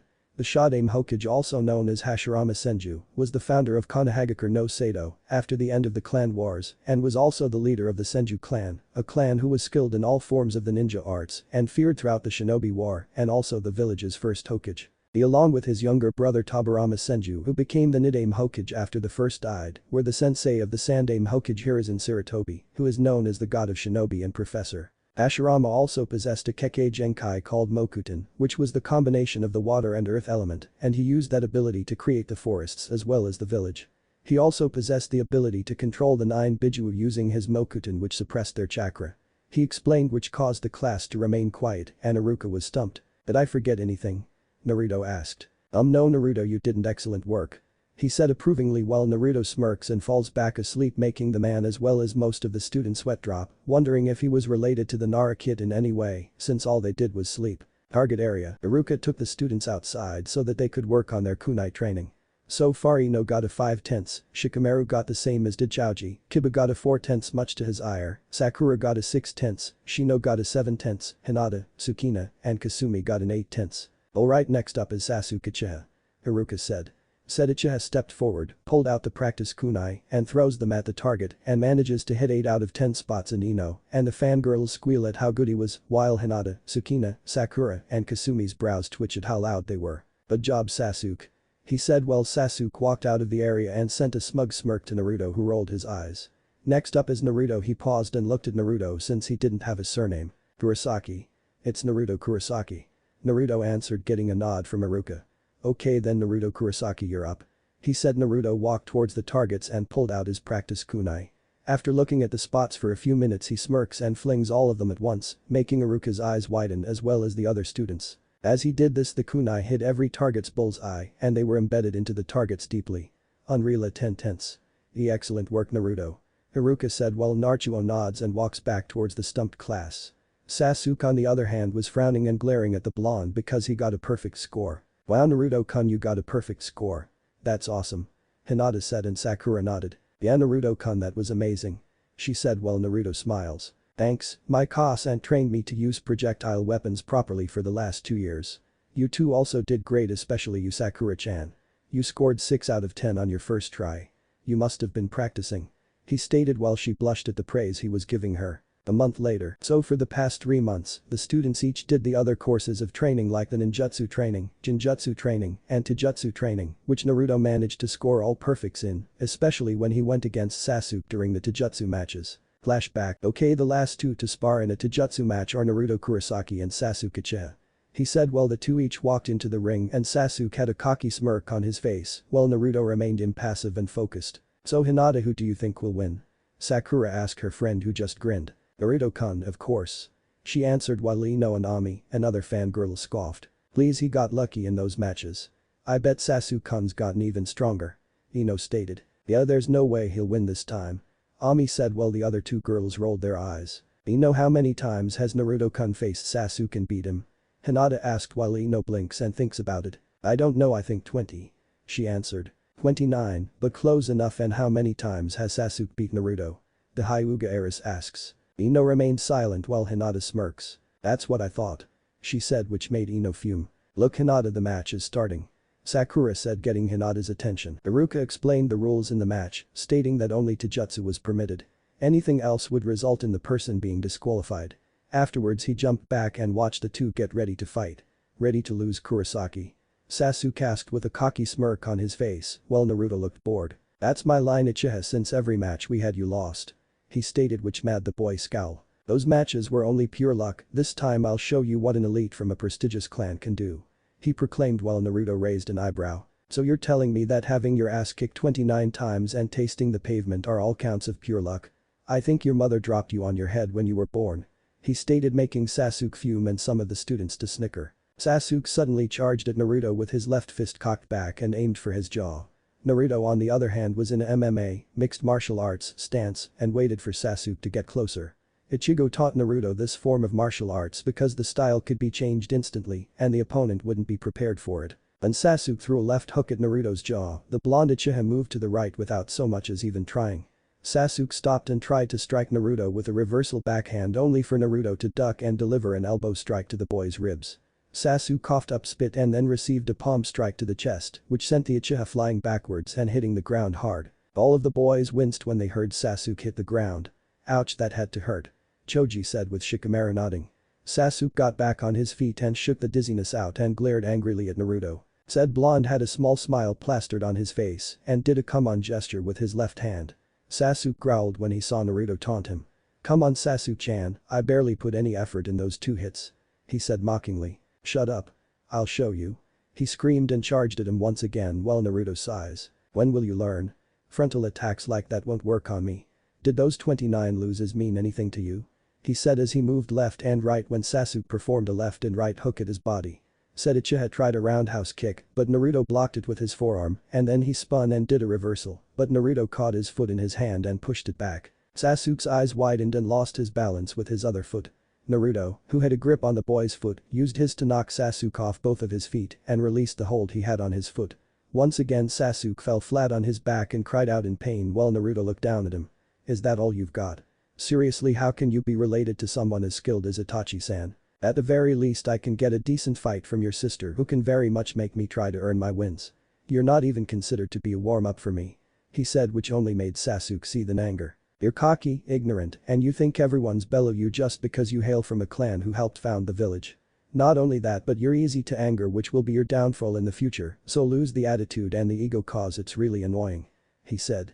Sasuke charged blindly and threw a series of punches and kicks at Naruto, who evaded them all with little effort. Don't talk down to me like you're my better. You're just some no-name orphan who was adopted by some outcast from my clan. You're nothing but a bastard child who was probably abandoned by your real mother because she couldn't stand the sight of having you as a son.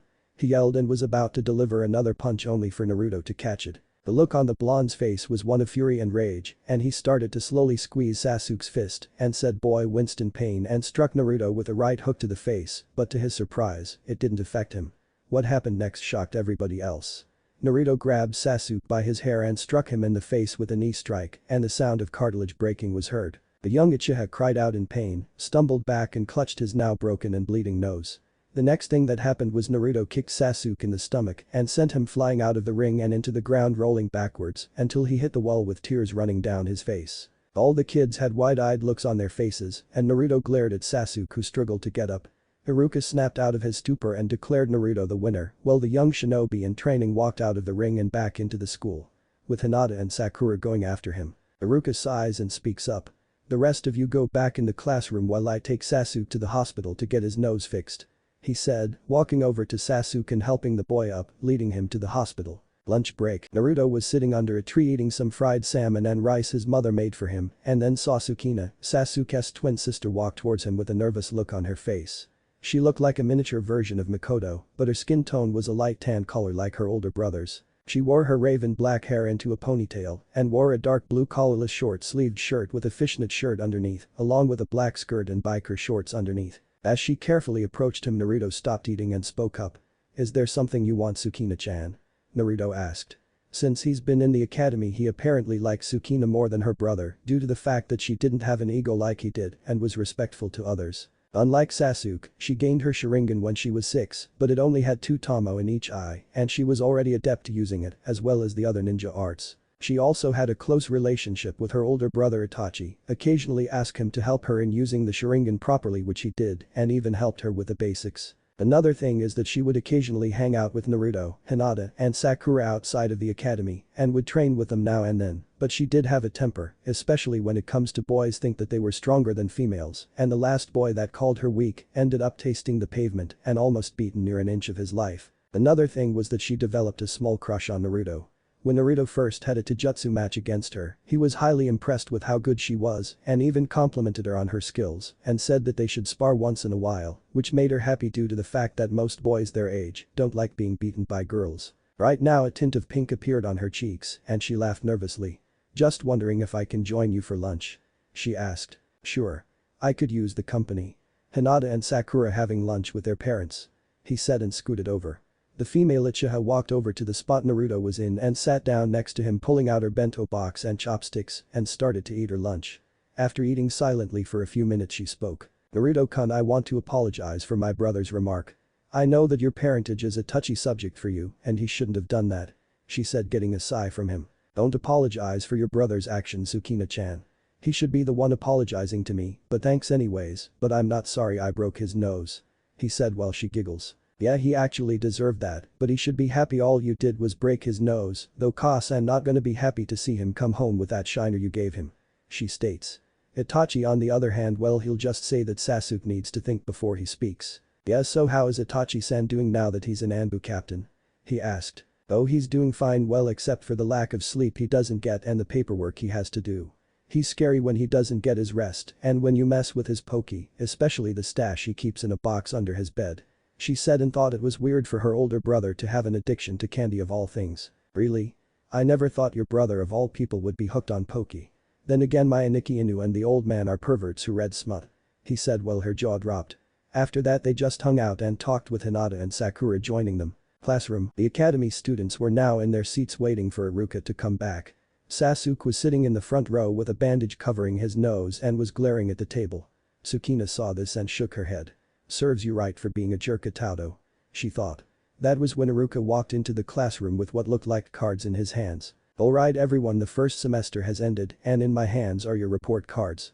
For those who did well, I'm proud to see you take the career as a future ninja seriously, but for those who didn't do well, I expect better from you in the second semester," he said and walked around the rows handing out each report card. When Sukina got hers, a grin formed on her face, as did Hinata, Sakura, and Kasumi. Sasuke got his and smirked, as did Naruto. Dibu got his and his jaw dropped. "Oh man, mom's gonna kill me," he wailed out and slammed his head on the table. Ino got hers and was stumped. "What is he? This isn't fair, I studied hard this semester," she whined. Shikamaru had a lazy look on his face and snorts. "Troublesome, I got a B+, he said. After class, Naruto was currently with his mother Himegami and Ichigo outside the classroom and showed them his report card. The Uchiha goddess looked down at her son's happy face and gives him a hug. "I'm so proud of you, Sachi," she said while Ichigo smirks and ruffles his hair. "Good job, kid. I think a report card this awesome deserves an award." During your break I'm gonna teach you a technique my former sensei taught me, and it's called shunpo or flash step. Trust me when I say this movie's an amazing technique and unlike Shunshin it doesn't require any hand seals. He said. Thanks Ichigo. So have you two thought about it? He asked while they blinked a few times and then blushed. Actually we have and I've decided to marry your mom in a few more months so by then I'll officially be your dad. He said and Naruto reacted by giving the former Shinigami a hug which made Ichigo chuckle and pat him on the head. Now let's head home and celebrate. He said as they left the academy grounds. While they were walking towards the Hokage mountain, Ichigo took Himegami's hand in his surprising her as she looked at him and saw him smiling. She blushed prettily and smiled as she placed a firm grip in his, and the soon-to-be Kurosaki family headed home and wondered what the future will hold for them. 3 years have passed since Naruto entered the academy and already he was above the other students, but he never let it go to his head, but instead trained even harder. His training has improved a lot thanks to Himegami's and Ichigo's training. When he turned 10, Himegami decided to start teaching him the basics in Fuinjutsu and had him read about the designs and complexity of different seals before having him work on intermediate seals. The female Uchiha was impressed to see how well adapted he was in understanding seals and how they operated, but then again, he was the son of the man who created a jutsu that allowed him to wipe out an entire army in the blink of an eye. So far the young blonde was intermediate at best, but had a long ways to go before he could be on par with his former mother or Minato for that matter. Speaking of which at first Naruto was angry and confused why the man would condemn him to such a life without knowing the repercussions of his actions, but after having it explained by Himegami and Ichigo from their point of view, he started to understand a little more. Also there were times when Kakashi and Rin would visit the young blonde and talk to him about what kind of person Minato was like when they were his students, and even talked about the powerful shinobi that came from Konoha and other nations like Kakashi's father Tsukumo Haddock for example. Naruto was really interested in knowing about the Shiroi no Kiba, White Fang, who was said to be even stronger than the Sannin. During those 3 years, Kakashi and Rin had a baby girl whom they named Takara. She looked like Rin with the difference being that she had silver gray hair like her dad, but was in the same style as her mother's and had her eyes. The little girl was a ball of energy much to her parents' surprise and was always curious. When they brought her over, Takara was instantly attached to Naruto and called him Naruto Nai. Right now the three were at the Kurosaki complex, where Rin was playing with Takara, while Naruto and Kakashi watched. Hey Nikki. Naruto spoke up. Yeah? Kakashi asked reading the latest edition of Uchiha, which made the blonde sweat drop. From what I heard, you possessed a fully mature Sharingan in your left eye. The blonde stated which made the man lower the book and look at his surrogate little brother. Yes I do why? The copy ninja asked. Well I was just curious why you always covered it up. Naruto asked Kakashi who I smiled. That's because I got it from my friend Obito Uchiha as a parting gift. Rin was the one who transplanted it into the eye I lost when we went to go look for her when she was kidnapped by an Iwanin. I can use it, but I have a limit since it takes a lot of chakra from me, plus there's the fact that I'm not an Uchiha by blood like you and your mother are, so I can't use it at its fullest. I heard you gained a fully mature Sharingan during the blood ritual she performed to make you her son in blood.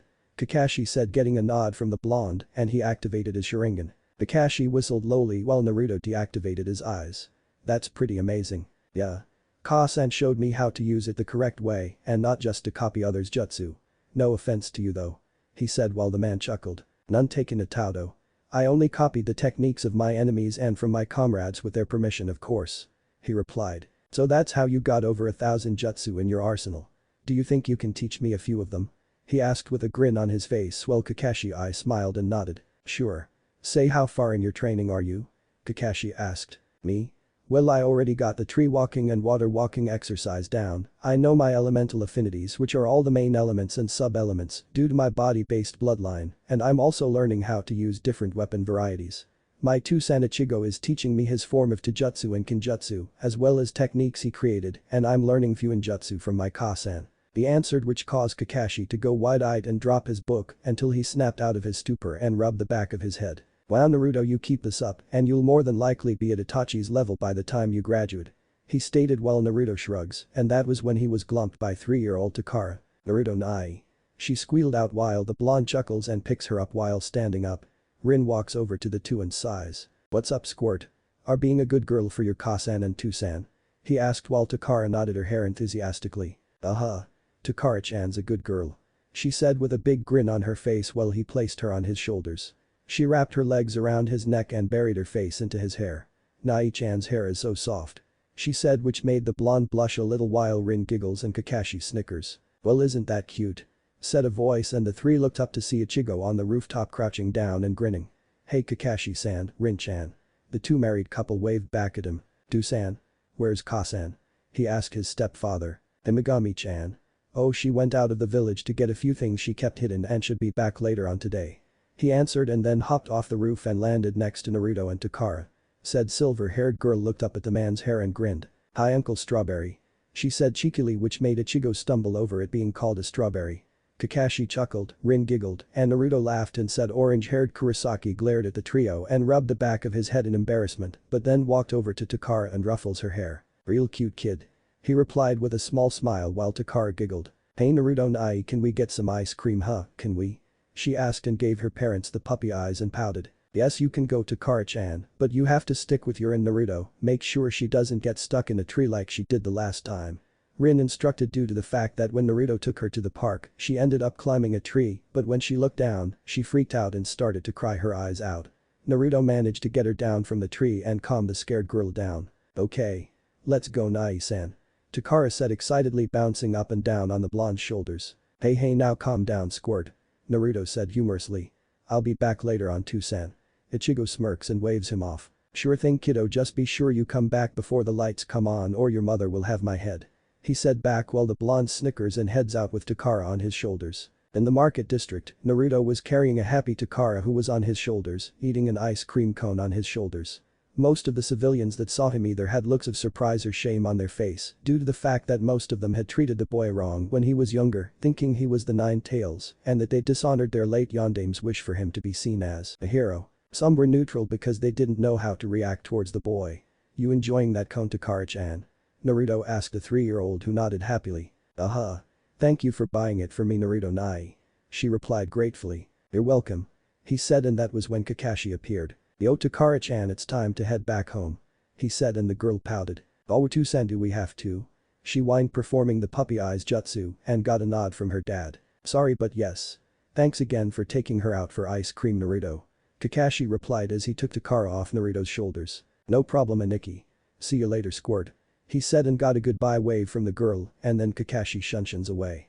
Naruto started to walk away but the next thing he knew, he was pulled into a bear hug by none other than Anko Midarashi. Hey Yondame Gaki.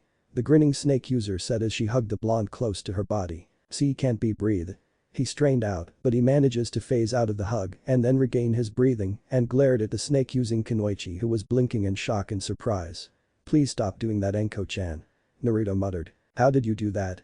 Anko asked the blonde who smirks. Like Ha-san taught me. Say where's Kurenai-chan? Naruto asked as he looked around while Anko scowls and folds her arms. She'll be here soon. Say why are you always anxious to see the Ice Queen and not little old me? What I'm not pretty enough?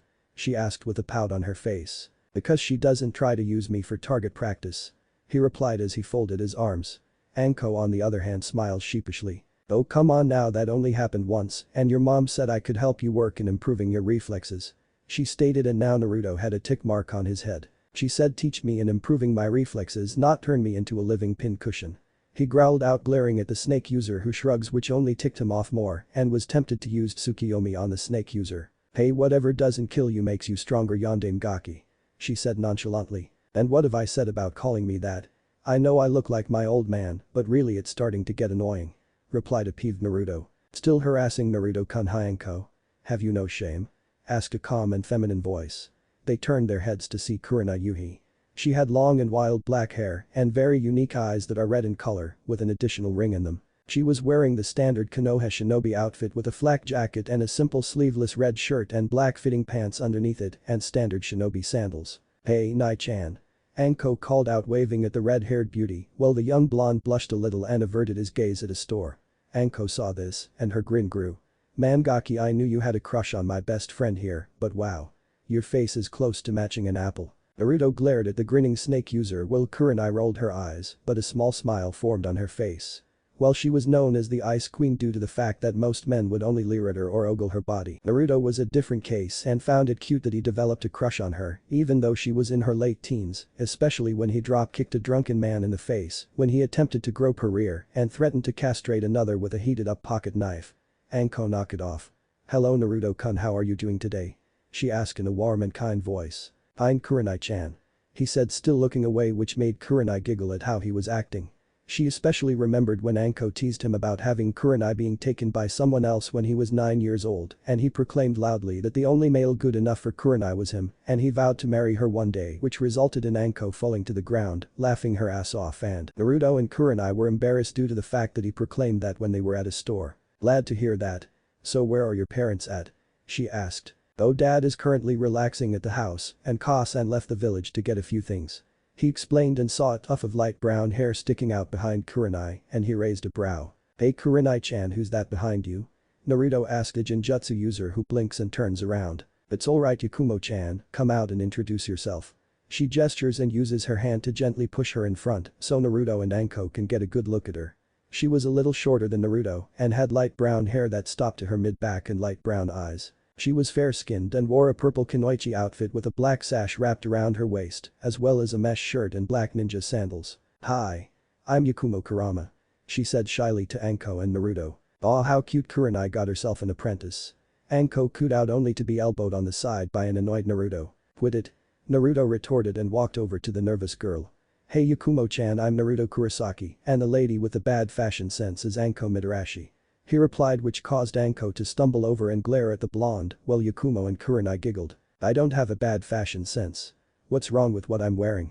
She asked as she opened up her trench coat, revealing the mesh body that hugged her curved and well-toned body like a second skin. Naruto blushed and pointed to his left, and Anko blinked for a few seconds and looked over to where he was pointing at, and sweat dropped when she saw most of the males passed out with puddles of blood seeping out their nose. Oh well, they don't count because they're perverts.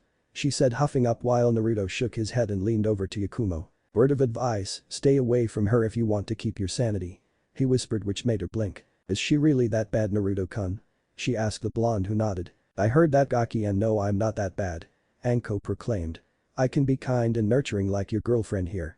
She stated with a smirk when she saw Naruto blush and glare at her. Kurenai-chan's not my girlfriend. He yelled.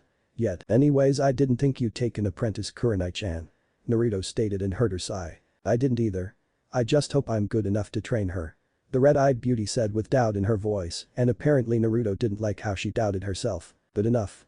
You're one of the best ninja in the village like Kakashi Nai-san and Rin-ni-chan are. You'll make a great teacher for Yakumo-chan, and anyone who says otherwise is just jealous of you. He stated with a grin on his face. Kurenai smiled at the praise he gave her, and it was true since she was the best Genjutsu users, since her skills in the art rivaled that of the Uchihas and members of the Kurama clan. Cough. Anko coughed and then leaps away when Naruto pulls out a black BOKKEN wooden sword out a seal from his wrist, where he keeps his weapons, and attempts to hit her side, and she lands on a rooftop grinning. I give you an A for effort, but an F for your timing and precision, Naru-chan. She jeered at the pissed off blonde who had a dangerous grin on his face, and his now activated Sharingan eyes were twitching like crazy. Stay right where you are, Anko Midarashi. Naruto said in a calm yet deadly voice until Anko gave him a raspberry and shunshuns away. Naruto then turns towards Kurenai and Yakumo, smiling. If you ladies will excuse me, I have a snake to skin. He said and shunpoed away. They remained silent for a while until Yakumo tugs on her teacher's sleeve. Ah no, Kurenai-sensei, will Naruto-kun be alright? She asked while the red-eyed beauty sighs. Yes. This is something that occurs whenever they meet. Anko teases us until Naruto snaps and chases her around Konoha until nightfall. She answered while brushing a strand of hair back. Oh. So he actually has a crush on you? Yakumo asked Kurenai, who chuckles and shakes her head. Sadly yes, and has had it since he was 8. When I first met him he asked me if I was an angel in disguise. She explained while scratching the tip of her nose with her index finger. Anyhow, let's get you home. I don't want your uncle getting worried. After hunting down Anko for about 5 hours, he appeared in a training ground with a peeved expression on his face. One of these days I swear I'm gonna get her. He muttered but then ducked when a kunai whizzed past him and hit a tree branch. What the? Oi. Who's throwing kunai? He yelled, and out of the bushes came a girl who seemed to be a year older than Naruto.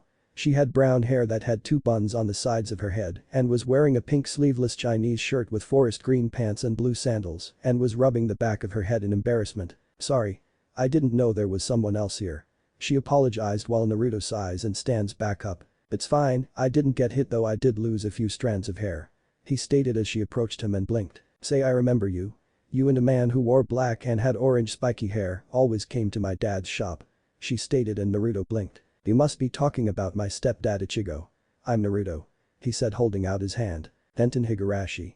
So you're the academy student all the teachers were talking about. My teacher mentioned a blonde with black streaks in his hair was the top of his current class. That must be you. She said while Naruto shook her hand in return. Yeah, that's me. You're in the advanced classes, right? He asked and got a nod from Tenten, and she noticed Naruto's Bakken. So you're learning how to use a sword as well? She asked and Naruto nodded. Yeah, I am, but my mother is also teaching me how to use other weapons like a bow staff, kusarigama, scythe, and other weapons. He answered, which made her gawk. Wow, your mom sounds like a slave driver.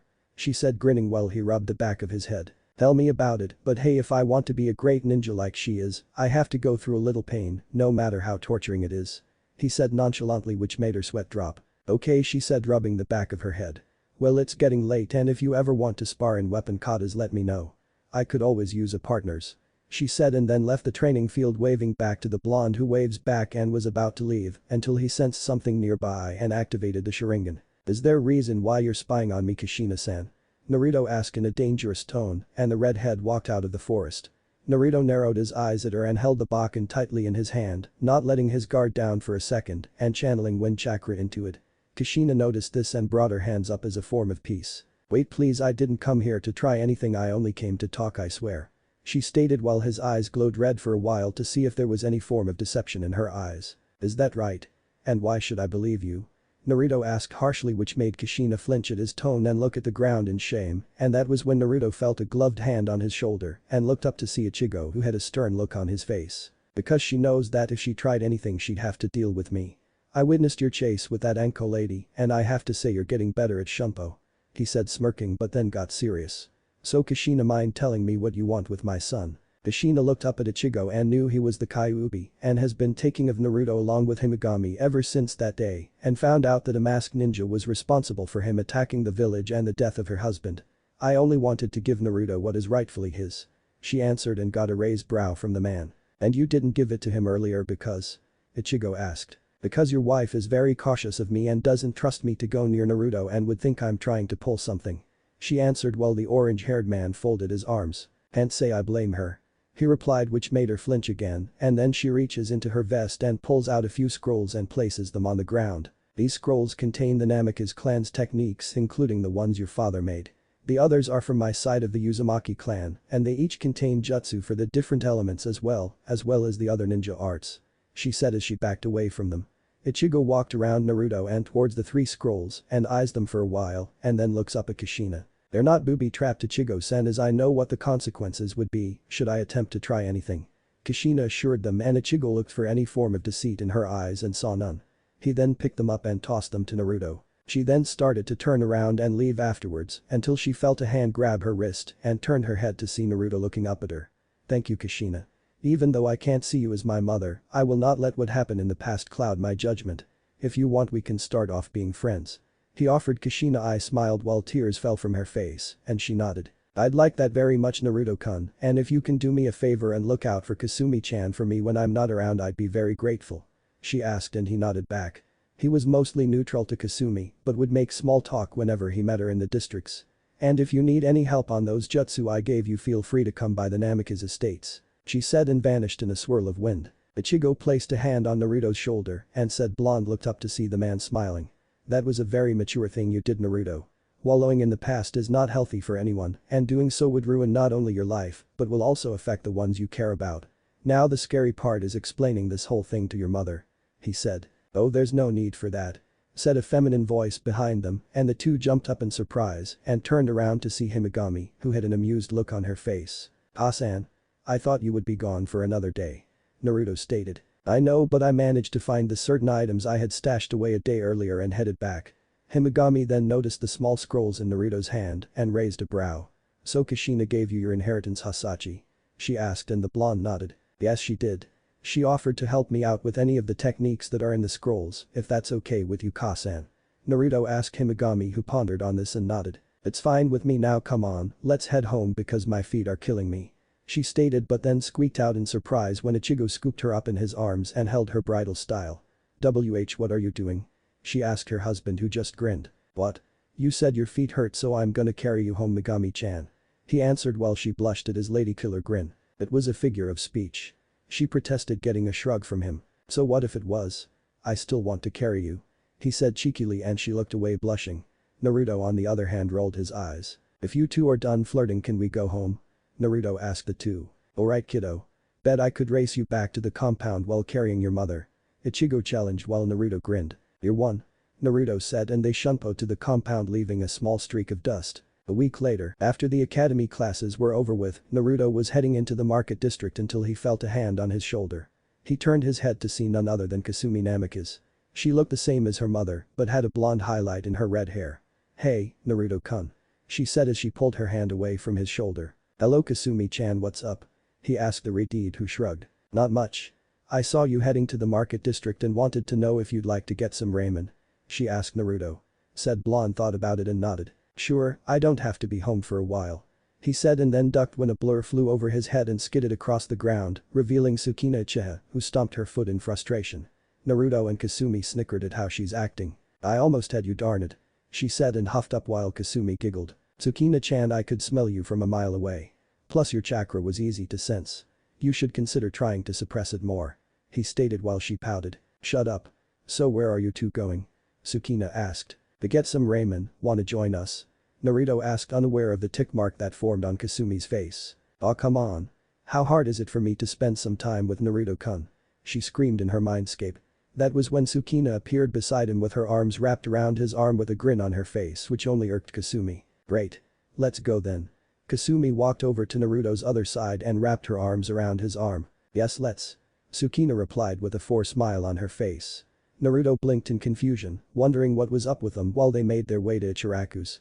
As they entered the stand, Tucci, the owner of the ramen shop saw Naruto, Akemi and Kasumi and smiled. Well if it isn't my favorite customers.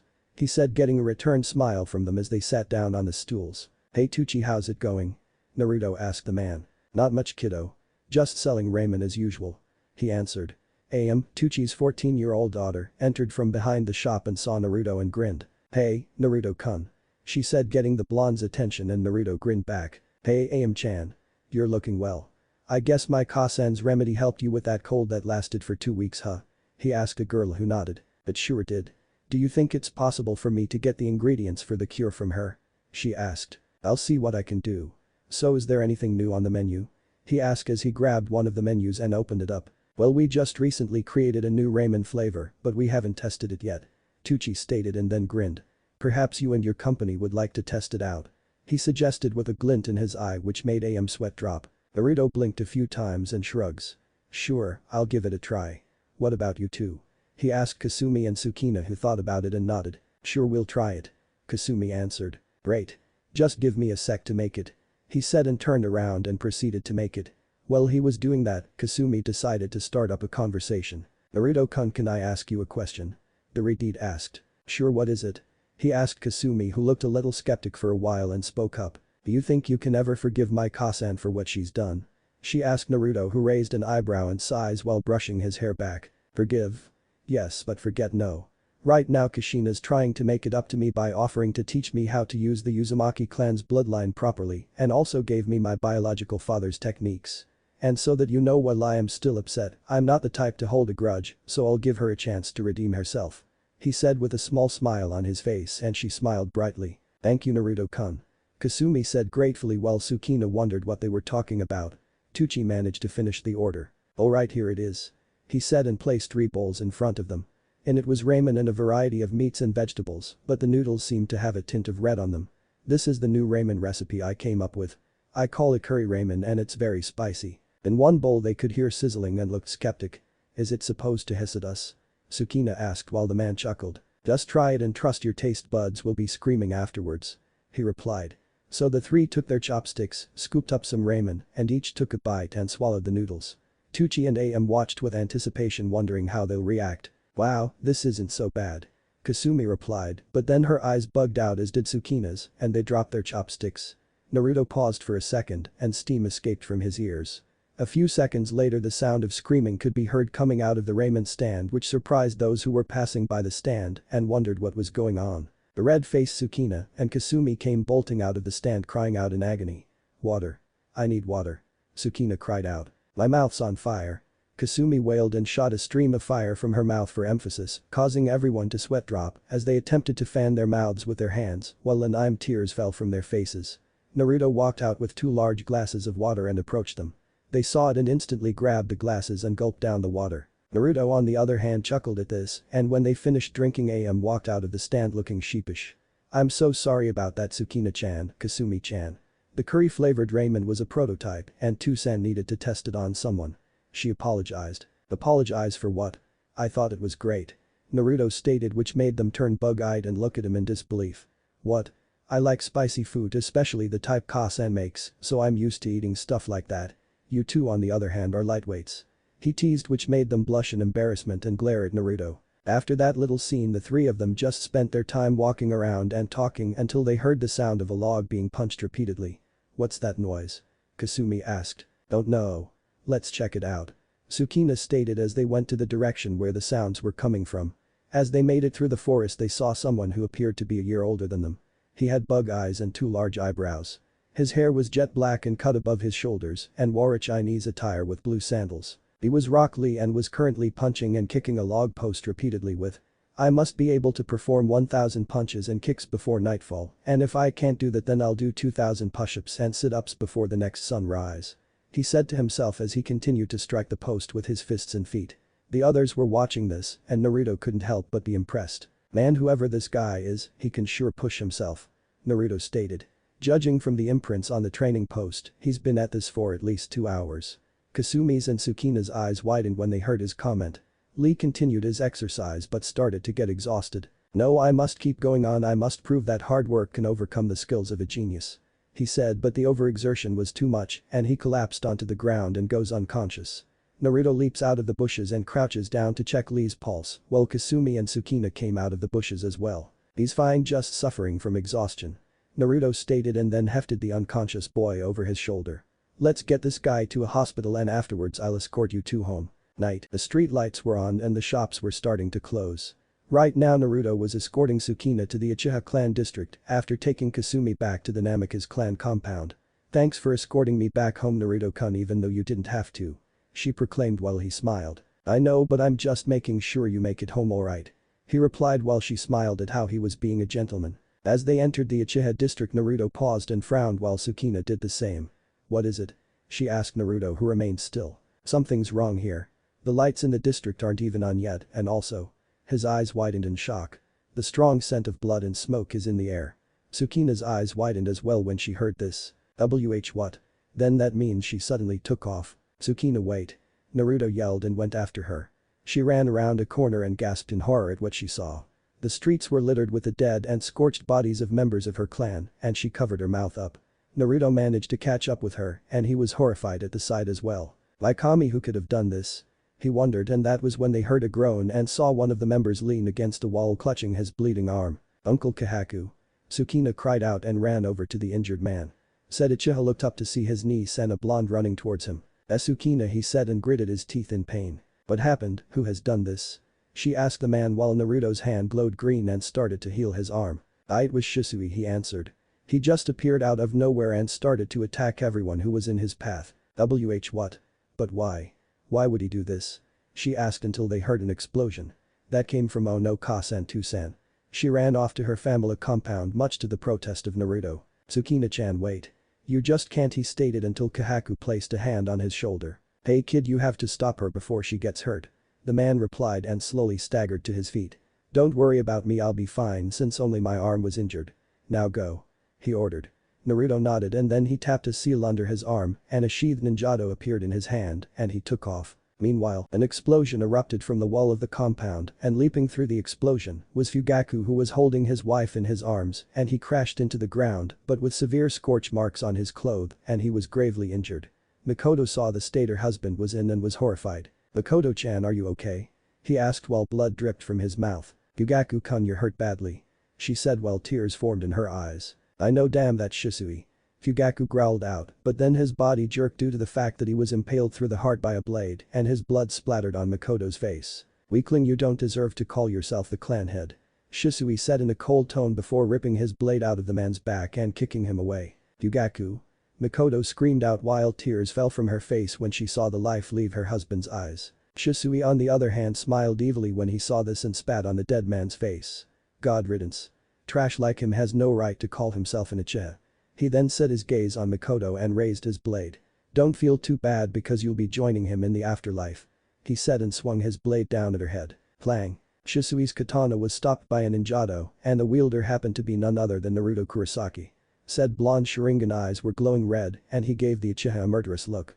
Before Shisui could respond, a cage bunshin appeared into the air behind the man and threw a volley of kunai and shuriken at the man who leapt away and glared at Naruto. Beat it outcast.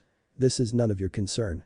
He said while Sukina ran to her mother and hugged the distraught woman. Shut up. You murdered your own kin in cold blood you bastard. Naruto remarked while Shisui scoffed not caring about what he did. So what if I did? Doing so gave me the power I needed. The true power of the Uchiha clan. That was when a sick smile formed on his face. Why don't I show you what this power is by killing you with it? His eyes changes and morphed into an atomic symbol and a maniacal grin was on his face. Amaterasu, sun goddess. Black flames suddenly shot out of nowhere and headed right for Naruto, Mikoto, and Sukina. Damn it.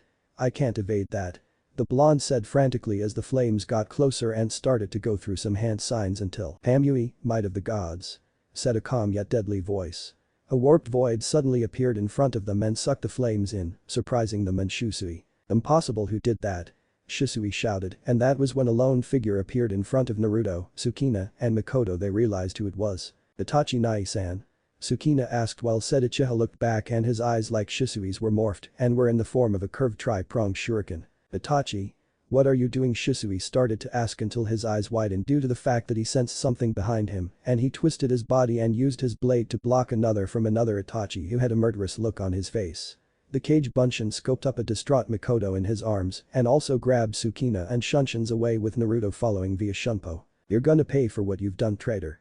Itachi said in a cold and murderous voice while Shisui smirked. I'd like to see you try. Shisui taunted as their Mangekyo Sharingan spun wildly.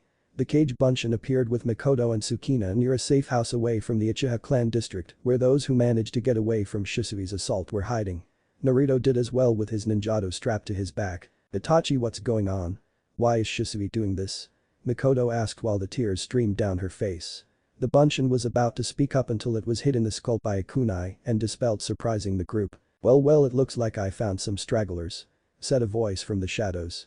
Sukina ran to her mother and hugged her closely, trembling in fear, while a man with black spiky hair wearing a mask with odd markings, with a single eye hole and a black cloak walked out of the shadows. Naruto instantly drew his ninjato and stood on front of Mikoto and Sukina. Who are you? Naruto growled out, which the tamo in his eyes spun rapidly. The masked man paused as he saw those eyes and narrowed his.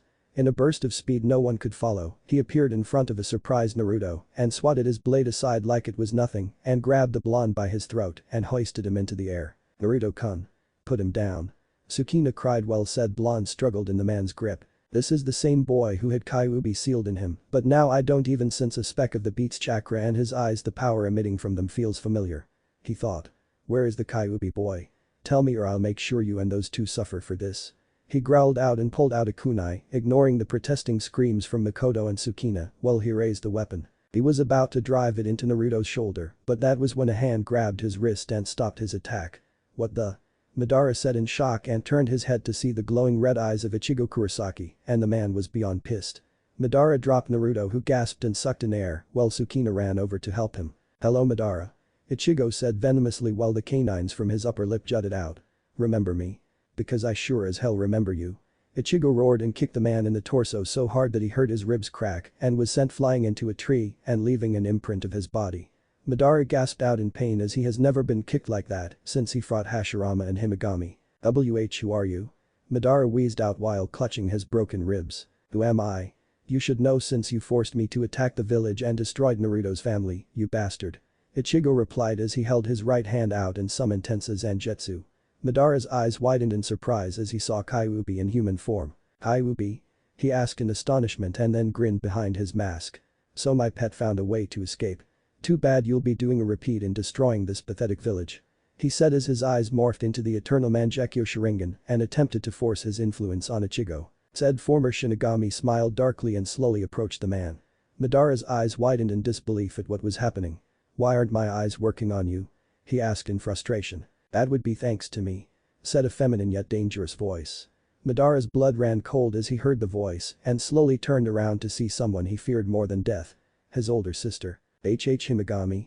Dread and fear was in the man's voice as he saw his eldest sister with her scythe drawn. "Hello little brother. How dare try to harm my son and force your influence on my husband," she said, activating her eternal Mangekyo Sharingan and flared her chakra around the area. Madara started to step back slowly as the two glared at him and ready to tear him apart. "I should have killed you right after Hashirama defeated you in the Valley of the End. You have caused nothing but trouble, taking Naruto's chance of happiness from him when he was born, and now you're attempting to massacre our kin and kill him," said asked coldly. "This is bad. There's no way I can fight her of all people. She used to beat me and Izuna for fun when we were kids.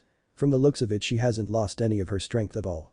I have to get Shisui and get out of here," he thought. "As much as I would love to have a family reunion with you, Nichani, have to cut this meeting short," he said and suddenly warped away while Ichigo attempted to decapitate him with his blade and curses. "Damn it. Fucking coward," Ichigo said angrily and looked back at Makoto and Tsukina. "Are you three alright?" he asked and got a nod from them while Himagami checked Naruto. But Itachi and Shisui was not faring well against Itachi even though he gained the Mangekyo Sharingan. "He has slash marks and burns on his person and Itachi seemed to be fine," said future clan head. Eyes glowed with fury as he glared at his former best friend. "This isn't right. Even though I gained the Mangekyo I still can't beat him," he said in frustration and had to evade a volley of miniature fireballs that Itachi unleashed and deflected the other with his blade. He left himself wide open and Itachi appeared in front to surprised Shisui and delivered a chakra-enhanced kick at his torso and sent him flying into a wall which left a large crater. The master of Shunshin collapsed and coughed up a glob of blood and gave Itachi a hateful look. "How can you still be stronger than me even though I gained the true form of the Sharingan?" he growled out in anger. "Because you failed to expand your horizon. You believe that just because you possess the ultimate form of our clan's bloodline, which you don't, you are invincible. Such foolishness and belief is appalling and leads to arrogance and death. You may have bested the others, but I am on a whole different level." Itachi vanished and appeared behind Shisui with his blade raised. "Goodbye Shisui, and may you suffer in hell for your crimes," he said with no remorse and proceeded to sever Shisui's head from his shoulders until he sensed someone behind him and leapt away from a kunai slash and skidded back glaring at the cloaked figure. "We've wasted enough time here Shisui. Let's go," Madara said and got a nod from the man who glared back at Itachi. "Enjoy this victory while you can Itachi, because next time you won't be so lucky." Shisui spat and they warped away. The eldest son of the late Fugaku deactivated his eyes and that was when a squad of Anbu appeared. "Itachi Taicho, what happened here?" asked Nico while Itachi wiped a bead of sweat from his head. "We were attacked. Inform the Hokage that need a fire in the Uchiha district to help put out the fires. The survivors were sent to one of the clan safehouses at the edge of the village," he explained and got a nod from her. Two of the Anbu shunts away to inform their leader of the incident while the others assisted Itachi in trying to keep the flames from spreading outwards by performing some water jutsu. 4 years have passed since Shisui and Madara massacred nearly half of the Uchiha clan. Luckily most of the civilian Uchiha and police force were able to survive the assault. When word got out in the village how Shisui almost wiped out half of his clan, many were shocked at why he would do such a thing. Due to his father's death at the hands of the traitor, Itachi had to take the position as the clan head and the chief of the police forces. Hiruzen also increased the security around the village and Shisui was declared an S-class missing nin who was to be killed on sight by the Anbu and Konoha hunter nin. After that event, Naruto still continued his training under his parents as well as got some assistance from Kushina under Himagami's watch of course to make sure she didn't try anything. During those years, Himagami became pregnant and she and Ichigo had a daughter and named her Masaki after Ichigo's mother. Masaki inherited her mother's features but Ichigo's auburn hair and amber eyes. When this event occurred, Naruto was beyond ecstatic in having a younger sibling and would do everything to make sure she was alright, which impressed his parents and friends, especially Himagami. Naruto would sometimes stay the night with his little sister in case she had nightmares and would rock her back to sleep. He would even help his mother whenever Ichigo was on a mission for the Hokage. The ones who were impressed the most were Makoto, Tsume, Hana, and even Kurenai and Anko. Whenever they saw Naruto with a little ball of energy and with the way he watched over her, they could already tell that he would make a great father in the future. Takara also helped when it came to little Masaki, as she would always try to steal her from Naruto, which was kind of funny for the grown-ups to see them argue over who would feed her or take her to the park. He also gained a strong friendship with Kasumi and he would sometimes show her how to counteract a jutsu such as the Sharingan for example, and would also help Hinata, Tenten, Yakumo, Tsukina, and Sakura with their training whenever they weren't in the academy. Also during the years he met his godfather Jiraiya, but that was an event that didn't go well at first due to the fact that he caught the man peeking on Kushina, Anko, Kurenai, Mikoto, Tsume, and even Himigami when they were relaxing in a hot spring. It almost resulted in Naruto nearly roasting him alive with fire jutsu, and Ichigo went after him with Tensa Zangetsu when he found out the man peeked on his wife, which was humorous to the Sandame, who had asked him not to kill his student for his actions. Reluctantly they did, but Naruto burned his research with a fire jutsu and threatened to burn off his manhood if he ever caught him trying that again, which resulted him getting hugged to death by Anko, Kurenai, Kushina, Mikoto, and Tsume, with Jiraiya calling Naruto a lucky bastard, which resulted in him once again getting chased around Konoha by a ticked-off Naruto who tried to fry his ass with fire and lightning jutsu. Afterwards, Jiraiya offered to help Naruto by teaching him some jutsu he created and learned, and taught him a little about espionage, which is what he excelled, since he had a worldwide spy network which impressed Naruto that he could keep up with such a network. He also met Rock Lee, who had declared Naruto to be his eternal rival, especially when he saw him easily beat Neji Hyuga, the so-called next rookie of the year in his age group outside the academy, without even trying and beat someone, even he couldn't beat into jutsu. Naruto would occasionally have spars with Lee that would result in the training grounds in the academy being reduced to craters and destroyed trees and logs. He also showed Lee how to combine his taijutsu using weapons such as tonfa, a bow staff, and even talons, like the ones Ryu used in Ninja Gaiden Sigma 2.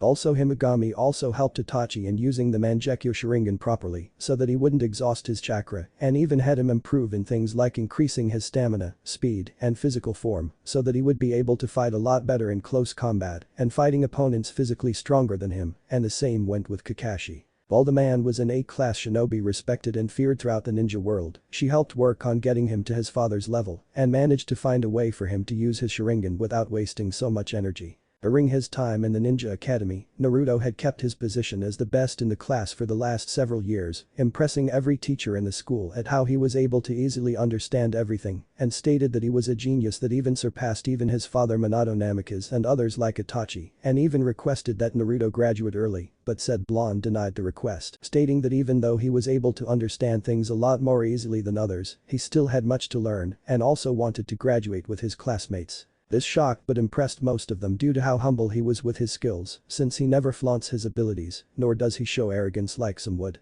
Speaking of arrogance, ever since the massacre Sasuke has become more arrogant than ever, proclaiming that he will be the one who kills Shisui and avenge his fallen clansmen, and even tries to upstage Naruto and prove that he was a true blood and not some pathetic half-breed that was showed mercy from an outcast. But no matter how many times he tried to taunt or call Naruto names, the blonde would just ignore him and walk away stating he has better things to do than listen to some trash who doesn't even come close to matching his brother or sister in terms of skill, which would piss the boy off since he really didn't have the Sharingan and both Naruto, Sukuna, and Itachi did, and the latter's having fully matured ones at best and the second stages. Naruto gained his through pushing the limits of his eyes like his mother did, but only had the first stage of the Mangekyo Sharingan, thanks to her blood and spiritual energy being stronger than any other Uchiha's. He also got along well with Shino, Choji, Shikamaru, and Ino once she got the fangirl knocked out of her by Sakura.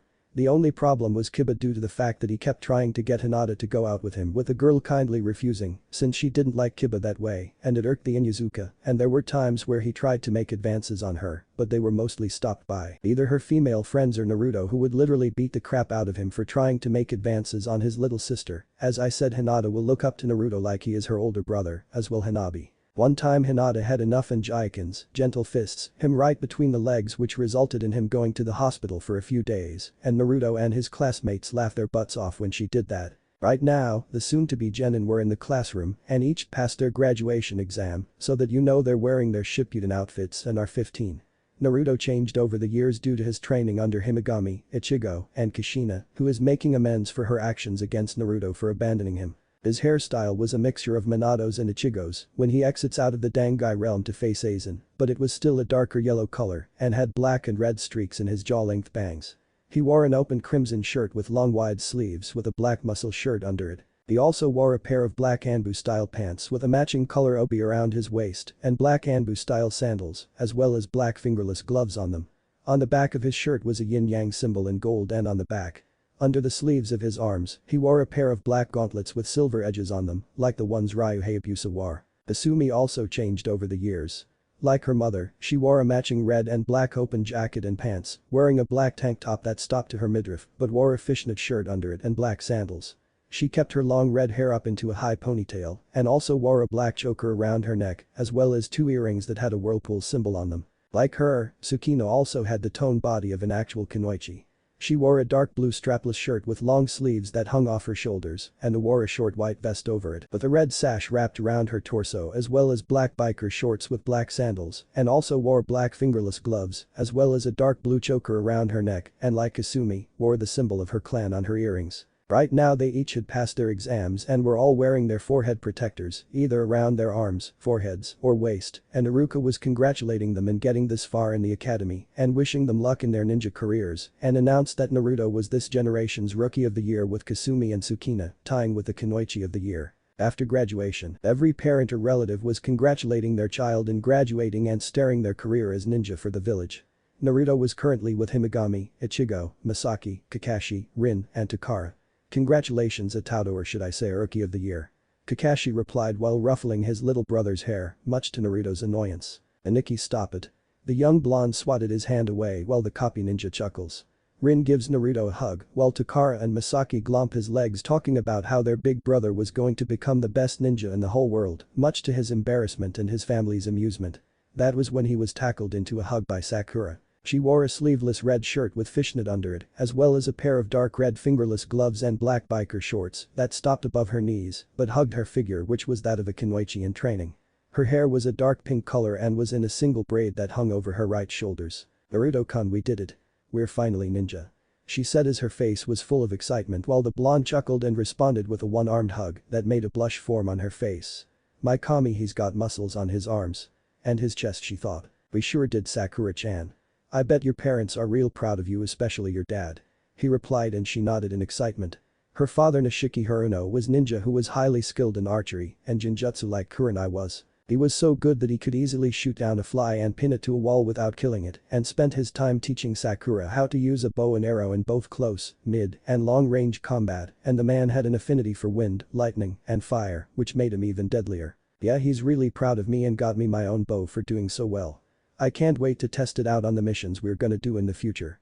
She said in an excited tone while Naruto chuckles. And I can't wait to see you in action with it either. The blonde replied back and noticed that Mizuki was silently walking away from the other parents and appeared to be plotting. Himegami noticed it too, as did Ichigo, and they looked at their son. That team's planning something stupid. Naruto remarked as he knew that Mizuki has always had it out for the blonde and always tried to find ways of trying to ridicule Naruto's academics until he was put in his place by Hiruzen, who threatened to deal with the man personally if he kept this up. It was now night time and Mizuki was in the forest grinning like he had won the lottery. The reason for that is because he had managed to steal the forbidden scroll when he killed a Chunin that was guarding the Hokage vault and managed to swipe it after the alarm went off. Finally, I'll no longer be held back by this weak excuse of a village and gain the power Orochimaru-sama promised that'll make me even stronger than the Hokage. He said gleefully as he hopped off a tree branch. His senses alerted him and he was forced to leap back onto the ground as several kunai were embedded into the tree he was formerly on and looked around frantically. Shit, did the Anbu manage to catch up with me, he thought as he looked around. He was unaware that the area behind him had rippled and swirled, and appearing from the vortex was none other than Naruto, who cocked his fist back and struck the unaware traitor in the jaw so hard that he was sent flying into a tree and hit the ground. Well, would you look at what I found.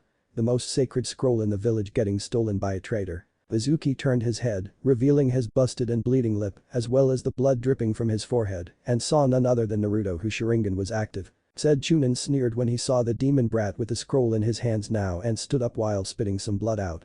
You? What are you doing here, brat? Mizuki growled out. Hunting you down, of course, though I have to say I was expecting a challenge when searching for you. Your chakra trail was so easy to follow, it was pathetic.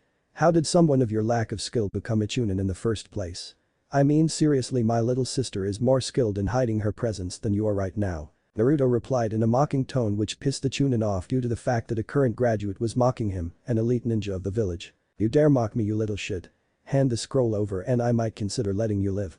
He tried to threaten, but Naruto merely scoffs at the murderous intent he tried to influence onto the blonde. I have a better solution. Surrender now and I'll consider leaving all of your limbs intact. He suggested as his expression becomes cold and murderous. If not, then I will simply break your legs, your arms, and lastly your neck before dragging your broken body back to the Hokage, and he has you visit Anko-chan and Ibiki-san for a little fun before prepping you up for your execution. His Sharingan eyes glow red, which unnerved Mizuki, who had a bead of sweat drip down the side of his face, tries to muster up his courage. "I'd rather die."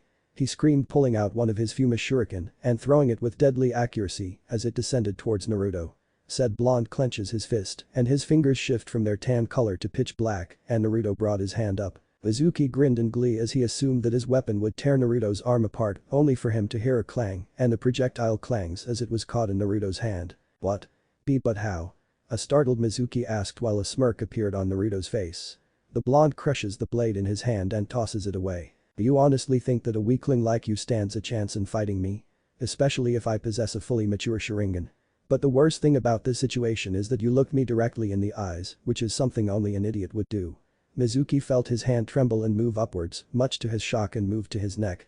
He tried to pull his arm away but struggled to do so. "Jijinjutsu?" Mizuki replied. "But guess," said a voice behind him, and then cried out in pain as Naruto stabbed him in the back with a kunai.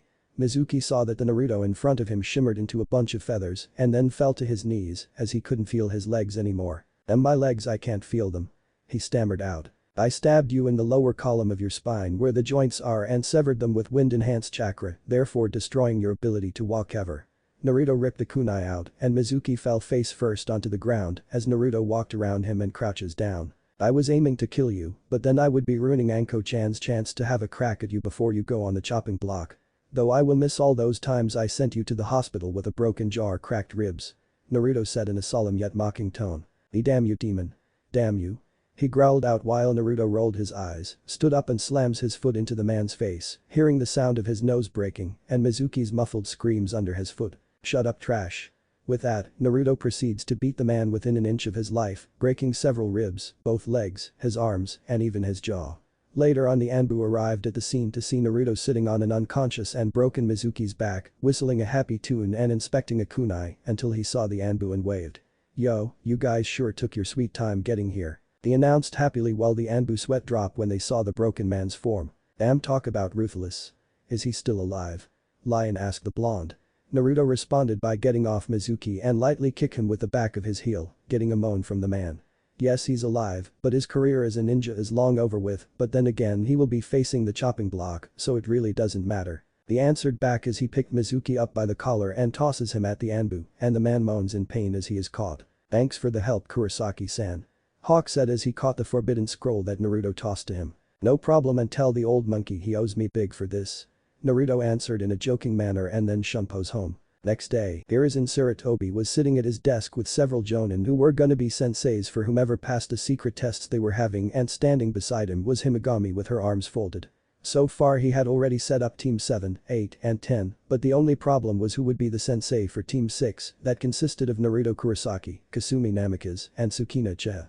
Kakashi was gonna be the sensei for Sasuke Uchiha, Kiba Inuzuka, and Sai. Anko was gonna be the sensei for Hinata Hyuga, Shino Aburam, and Sakura Haruno, since Kurenai had taken Yakumo as an apprentice, and Asuma would be in charge of the Ino Shikacho generation. Right now he only had a few options for them. Itachi couldn't either since he is the head chief of the Uchiha police force. He only had a few options, and so the man let out a tiring sigh. "All the teams are lined up except for a few. If anyone has any suggestions, I'd be happy to hear them," Sarutobi asked the elite ninja of the village. "Ano Hokage-sama." Kushina spoke up, getting the man's attention.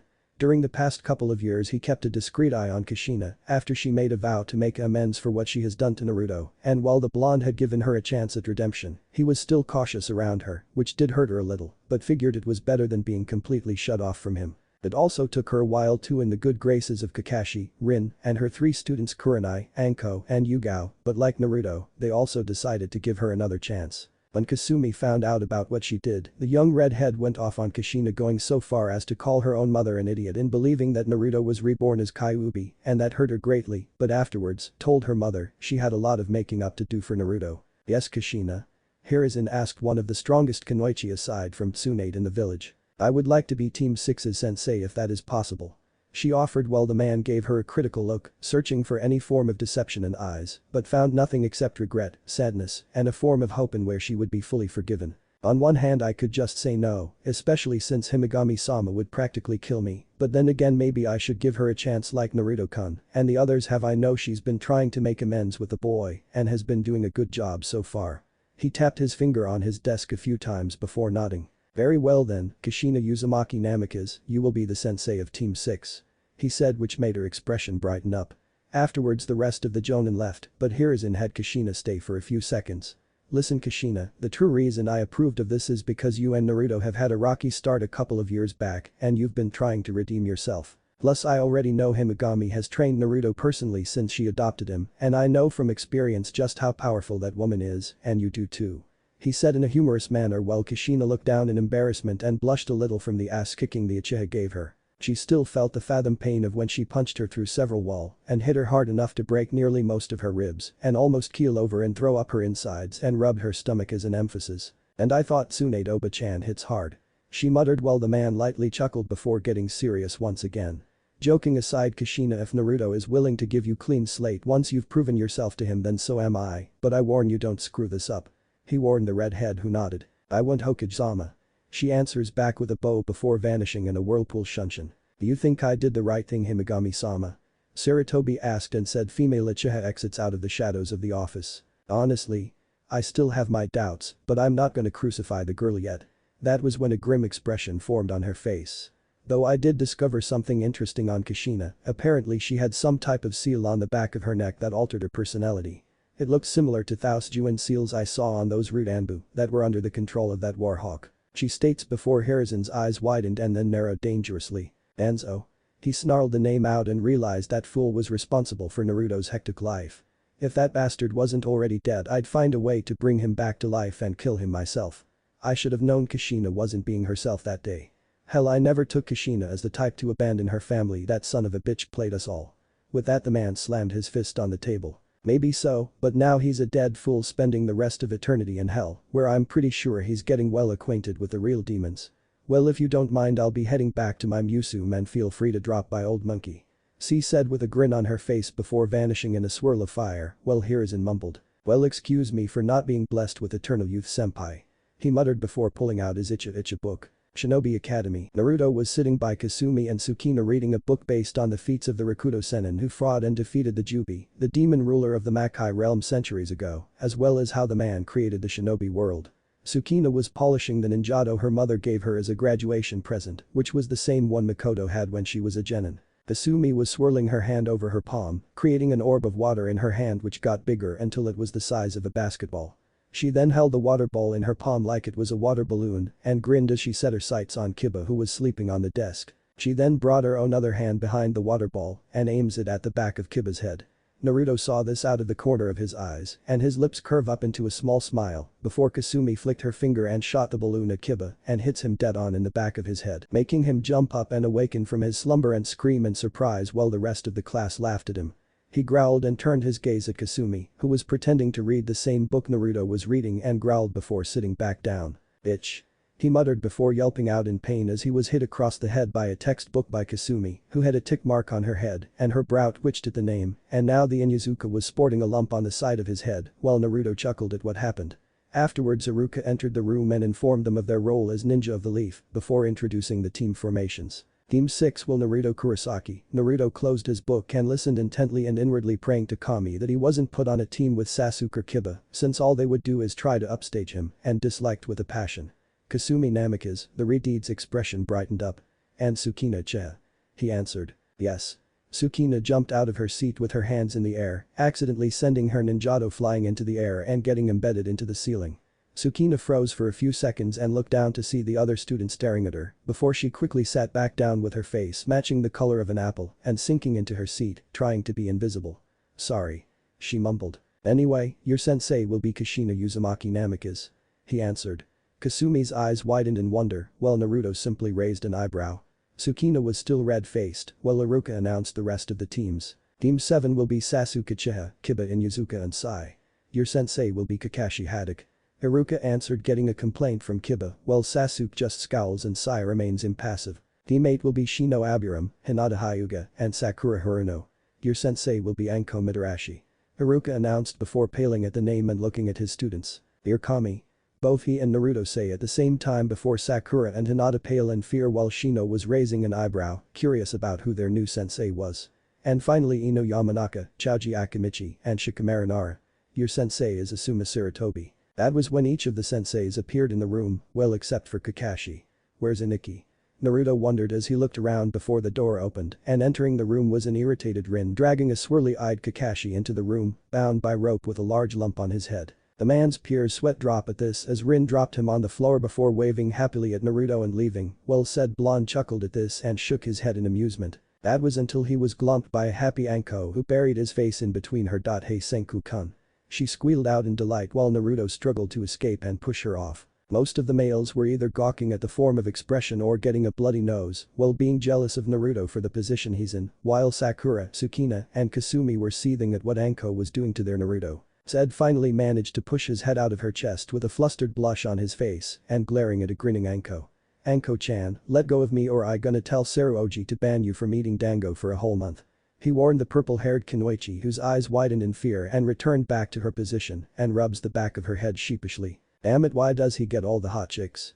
Kiba complained but was ignored. "So which one of these maggots is gonna be my playthings?" Anko asked out loud, eyeing the students like a predator, and saw Kasumi pointing to Sakura, Hinata, and Shino, and her grin grew sadistic. "Happy birthday to me." Sakura and Hinata were gulping, while Shino was shivering in fear a little as she rubbed her hands in an evil fashion. Kushina sighs at her former student's antics before setting her gaze at Naruto. "This time I will make things right, Naruto-kun, no matter what," she swore.